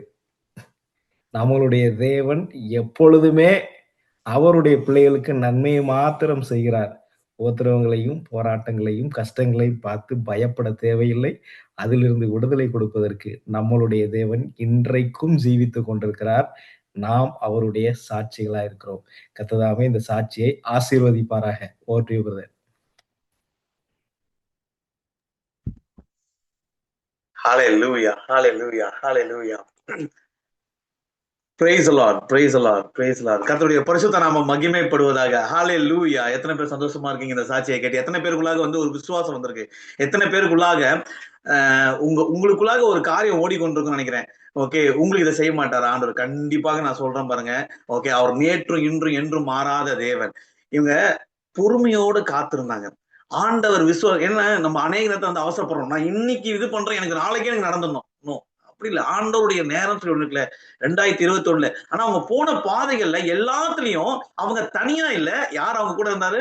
ஆண்டவர் அவங்களோட கூட இருந்திருக்காரு. அப்படின்றத நம்ம எப்படி வந்து நான் ஒரு நாள் வந்து இவங்களுக்கு கால் பண்ணும்போது வந்து எனக்கு ஒரு பலவீனம், ஓகே, பயங்கரமான பலவீனம். அப்ப நான் வந்து இவங்க கிட்ட வந்து இல்ல இந்த மாதிரி பலவீனமா இருக்குன்னு சொல்லி வார்த்தை வருது அப்படின்னு நான் வார்த்தையை முழுங்குறேன். ஓகே, இவங்க வந்து இருக்கிற சிச்சுவேஷன்ல, ஆனா இவங்க போற ஸ்பீடு, இவங்க ஆண்டவருக்காக சொல்லுங்க, இது நம்ம போறதுலாம் ஒரு பலவீனமா, இது ஒண்ணுமே கிடையாது அப்படின்னு சொல்லிட்டு எனக்கு ஆண்டவர் வந்து சொன்ன ஒரு காரியம். அது மட்டும் இல்ல, ஆவியானவர் இவங்க மத்தியில வந்த உடனே இவங்களுக்கு ஒரு புது பலன் கிடைச்சிச்சு. அதுதான் அவங்க சொன்னாங்க. நீங்க பாத்தீங்கன்னு வச்சுக்கோங்களேன், ஆண்டவர் அவங்கள பரிபூர்ணமாக நடத்தி வர்றாரு. இன்ன வரைக்கும் எந்த ஒரு குறையும் இல்லாம. இவங்களோட சொந்தக்காரங்க இவங்க கை விட்டாங்க. இவங்களுடைய இவங்க யாரெல்லாம் நம்பினாங்களோ அவங்க எல்லாருமே கை விட்டாங்க. அதுக்கப்புறம் தான் இவங்க ஆண்டவரை மாத்திரம், இயேசுவை மாத்திரம் இவங்க நம்பினதுனால, ஓகே, இயேசு இவங்களை அவர் வந்து சொன்னதான், நான் உன்னை விட்டு விலகுறவங்களும் உன்னை கைவிடுவதும் சொன்ன தேவன் அவங்க இது வரைக்கும் கைவிடவே இல்லை. எனக்கு தெரிஞ்சு வந்து அவங்க சொன்னது, எனக்கு தெரிஞ்ச வரைக்கும் நான் சொல்றேன், அவங்க சொன்னது இன்னும் நான் உள்ள இந்த டைம் அப்படின்றதுனால வந்து அவங்க வந்து கரெக்டா முடிச்சுட்டாங்க நினைக்கிறேன் டைமுக்குள்ளாக. ஆனா வந்து அவங்க போன பாதைகள் இருக்குல்ல, அவங்க ஒர்க் பண்ற பிளேஸ்ல அவங்க பாத்தீங்கன்னு வச்சுக்கோங்களேன், அவங்க யார்கிட்டயும் முகம் சுளிக்காம ஒர்க் பண்ணிருந்தாங்க. அவங்க யாருக்கிட்டையுமே வந்து முகம் சொல்லிக்கல. 2 காரியம் தான் எனக்கு வந்து ஞாபகம் வந்துச்சு. என்ன அப்படின்னா வந்து, ஆண்டவருடைய பிரதான கற்பனை வந்து பாத்தீங்கன்னா, நம்ம ஆண்டவரை நேசிக்கணும், அதே போல வந்து நம்ம மத்தவங்களையும் நேசிக்கணும். இவங்க ஆண்டவரை நேசிச்சத போல மத்தவங்களையும் நேசிச்ச நிமித்தம் அற்புதமாக ஆண்டவர் இம்மட்டும் நடத்தி வந்திருக்காங்க. அல்லேலூயா. உங்களுக்குள்ளாக ஒரு பலவீனம் இருக்கா? உங்களுக்குள்ளாக வந்து ஒன்னும் ஒரு பிரேக் த்ரூ நடக்கவே இல்லை அப்படின்னா, இன்னைக்கு இந்த நாள்ல உங்களை பார்த்து ஆண்டவர் சொல்றது ஒரே ஒரு காரியம் தான். நீங்க எப்படி சிஸ்டர் வந்து ஒவ்வொருத்தரையும் சொன்னாங்க, சொல்வது நீரே ஆனால். நீங்க இருக்கிற இடத்துல மியூட்ல இருந்தாலும் பரவாயில்ல, நீங்க எல்லாருமே சொல்றீங்களா? சொல்வது ஏசப்பா நீரே ஆனால் நாங்கள் விசுவாசிக்கிறோம் கர்த்தராஜா. அப்பா, விசுவாசித்தால் நீதிமான் பிழைப்பான் சொன்னீங்க கர்த்தராஜா.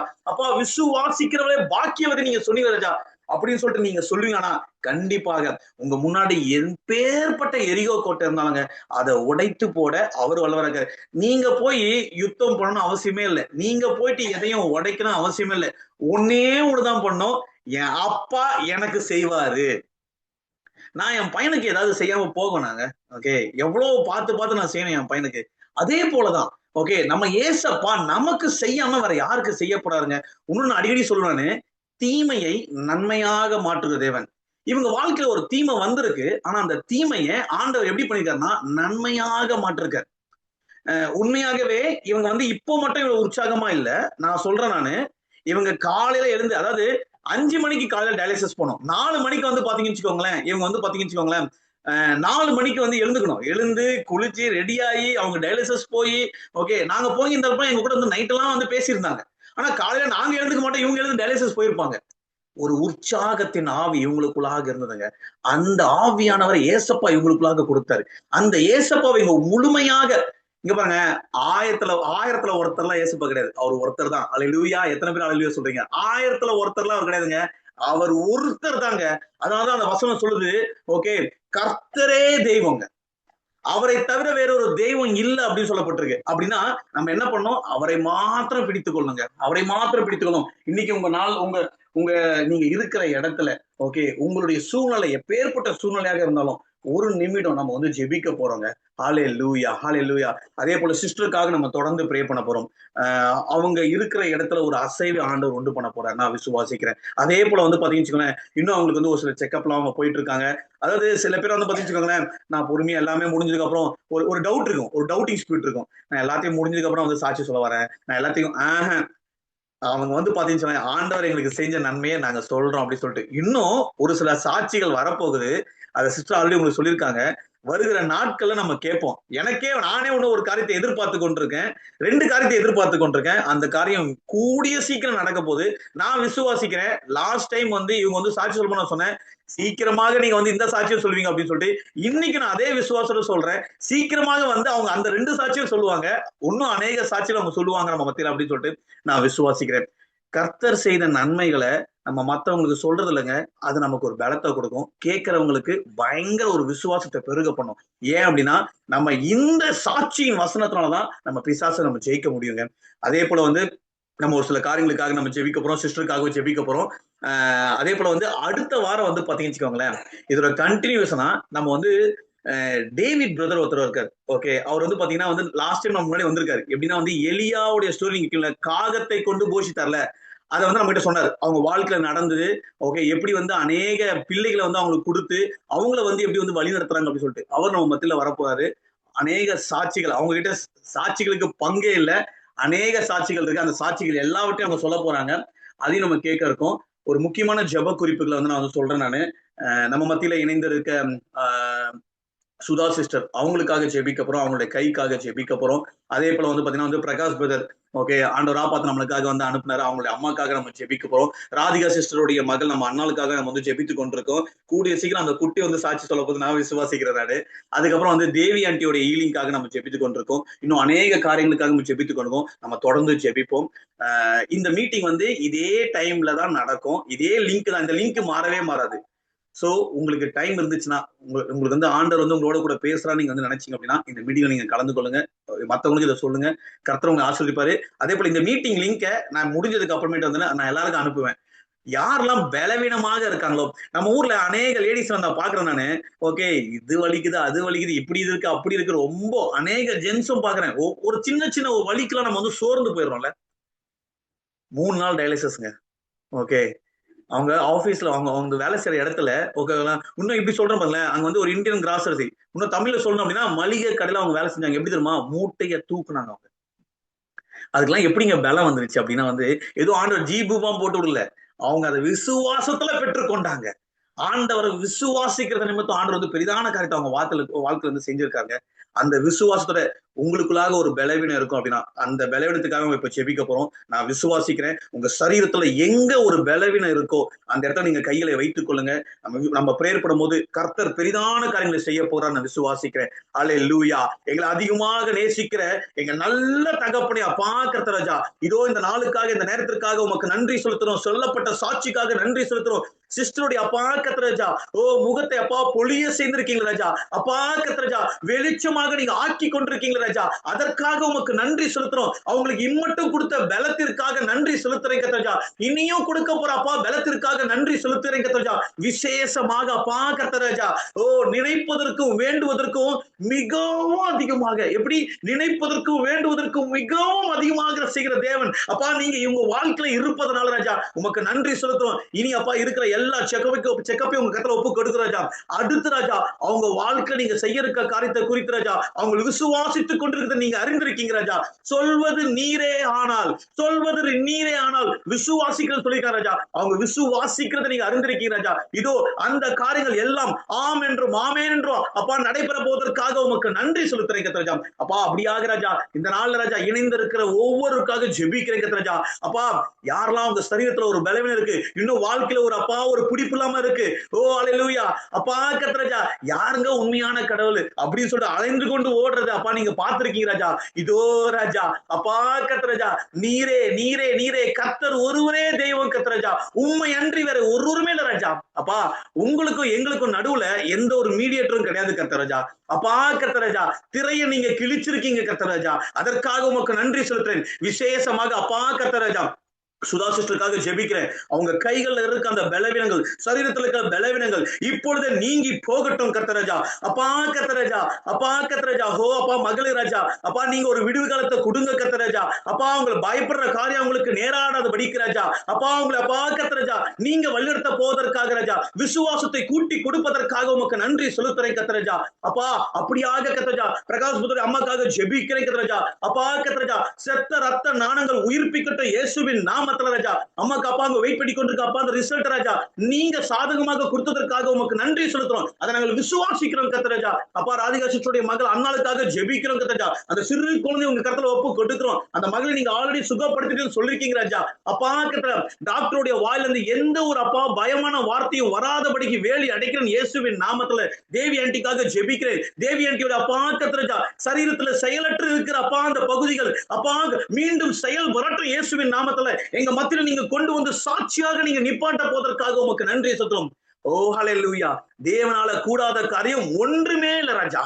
அந்த காரியத்திற்காக நன்றி செலுத்துறோம். அதே போல அப்பா யாரெல்லாம் அப்பா இப்ப சரீரத்துல அப்பா ஒரு பலவீனம் இருக்கு, எனக்கு ஒரு பலன் வேணும் அப்படின்னு சொல்றாங்களோ கர்த்தராஜா, அப்பா அவங்களுக்கு பலத்தை நீங்க கூட்டி கொடுங்க கர்த்தராஜா. எந்தெந்த இடத்துல இவங்க வாழ்க்கை ராஜா அப்பா அநேக பேருடைய சிந்தனையில ராஜா ஒரு பலவீனம் இருக்கு ராஜா. அந்த பலவீனம் நீங்கி போகட்டும் ராஜா. அப்பா சிந்தனை இருக்கிற பலவீனங்கள் நீங்கி போகட்டும் ராஜா. அப்பா நேற்றைய பொழுது நீங்க செய்த அந்த அற்புதத்தை இன்னைக்கு நீங்க செய்ய வல்லவராக இருக்கீங்க, நாளைக்கு நீங்க செய்வீங்க அப்படின்னு சொல்ற ராஜா. விசுவாசிக்கும்படியாக ராஜா அப்பா நீங்க கிருபை பாராட்டுங்க. நீங்க அப்படி செய்ய போவதற்காக உமக்கு நன்றி செலுத்துறேன். உங்க கரம் அப்பா எல்லாரோடு கூட இருந்து அப்பா வழி நடத்தணும் கர்த்தராஜா.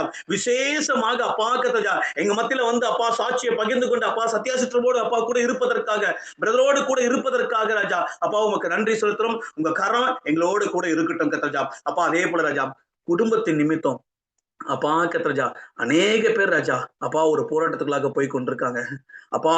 ஓ ஹல்லேலூயா. அதுல ஒரு விடிவு காலத்தை கொடுங்க. ஜாப்ல அப்பா கர்த்தராஜா அநேக பேர் ராஜா அப்பா ஆக்னஸ்க்கு அப்பா உங்களுக்கு ஜாப்ல இருக்கிற அப்பா அந்த பலவீனங்கள்லாம் நீங்க அந்த பலுவெல்லாம் எடுத்து போடுங்க. ஓ ஹல்லேலூயா. அநேக பேர் ஜாபை இழந்து இருக்காங்க ராஜா. அவங்களுக்காக ஜெபிக்கிறோம். கதவுகள் திறக்கப்பட்டோம் இயேசு கிறிஸ்துவின் நாமத்தால கர்த்தராஜா. ஓ ராஜா அப்பா அப்படியாக கர்த்தராஜா எங்க மத்தியில ஜாயோட அம்மா அவங்களை கொண்டு வந்துருங்க ராஜா. அவங்களுக்காக ஜெபிக்கிறோம் ராஜா. அவங்களுக்கு ஒரு பரிபூர்ண சுகத்தை இயேசு கிறிஸ்துவின் நாமத்தால கட்டளை எடுக்கிறோம் கர்த்தராஜா. அப்பா எங்க மத்தியில அம்மாவை நீங்க கொண்டு வருவீங்க நாங்க விசுவாசிக்கிறோம் கர்த்தராஜா. நீங்க பொறுப்பெடுத்துக் கொள்ளுங்க ராஜா. அப்பா நீங்க அப்படி செய்ய போவதற்காக அப்பா ஜூடோட மணி அப்பா ஜூடோக்காக ஜெபிக்கிறோம் ராஜா. மகள் அப்பா கர்த்தராஜா சரீரத்துல இருக்கிற பலவீனங்கள் அப்பா ஜூடோட குடும்பத்துல இருக்கிற ஒவ்வொரு பலவீனங்களும் இயேசு கிறிஸ்துவின் நாமத்தால நீங்கி போகட்டும் கர்த்தராஜா. நீங்க அப்பா அப்படி செய்ய போவதற்காக ஒரு பிரேக் த்ரூக்காக யாரெல்லாம் வெயிட் பண்ணி கொண்டிருக்காங்களோ அப்பா அவங்க வாழ்க்கையில ராஜா இந்த வருஷம் இனி காலம் தாமிப்பது இல்லை. ஓ ஹல்லேலூயா. அப்பா கர்த்தராஜா இனி காலம் தாமதிப்பது இல்லை அப்பா. நீங்க ராஜா இயேசு கிறிஸ்துவின் நாமத்தால கர்த்தராஜா அப்பா நீங்க செய்ய போவதற்காக ராஜா அப்பா அது அதிசயமான காரியத்தை ராஜா இவங்க எதிர்நோக்கி கொண்டிருக்காங்களே ராஜா. இவங்க விசுவாசிக்கிறபடியே ராஜா ஆகும் நீங்க சொல்றீங்க அப்பா கர்த்தராஜா. விசுவாசிக்கிறபடியே ஆகும் சொல்றீங்க. இவங்களுடைய விசுவாசம் பெருக போவதற்காக எங்களுடைய விசுவாசம் பெருக போவதற்காக உமக்கு நன்றி சொல்றேன். நீங்க பொறுப்பெடுத்துக் கொள்ளுங்க. நீங்க வழிநடத்துங்க அப்பா. எல்லா துதியும் கனமும் மகிமையும் உங்க ஒருவருக்கே செலுத்துறோம். மீட்பர் ரட்சகருமான இயேசு கிறிஸ்துவின் ஜெபிக்கிறோம் எங்கள் ஜீவனுள்ள நல்ல பிதாவே. ஆமேன் ஆமேன். எல்லாரும் ஒன்றிணைந்து சொல்லுவோமா? என் ஆத்துமாவே கர்த்தரை சோஸ்திரி, என் முள்ளமே பரிசுத்த நாமத்தை சோஸ்திரி, என் ஆத்துமாவே கர்த்தரை சோஸ்திரி, அவர் செய்த சகல உபகாரங்களையும் மறவாதே. ஆமேன். ஹல்லேலூயா ஹல்லேலூயா. கர்த்தருடைய நாமம் மகிமைப்படுவதாக. Praise lord. இணைந்த ஒவ்வொருக்காக நன்றி செலுத்துகிறேன்.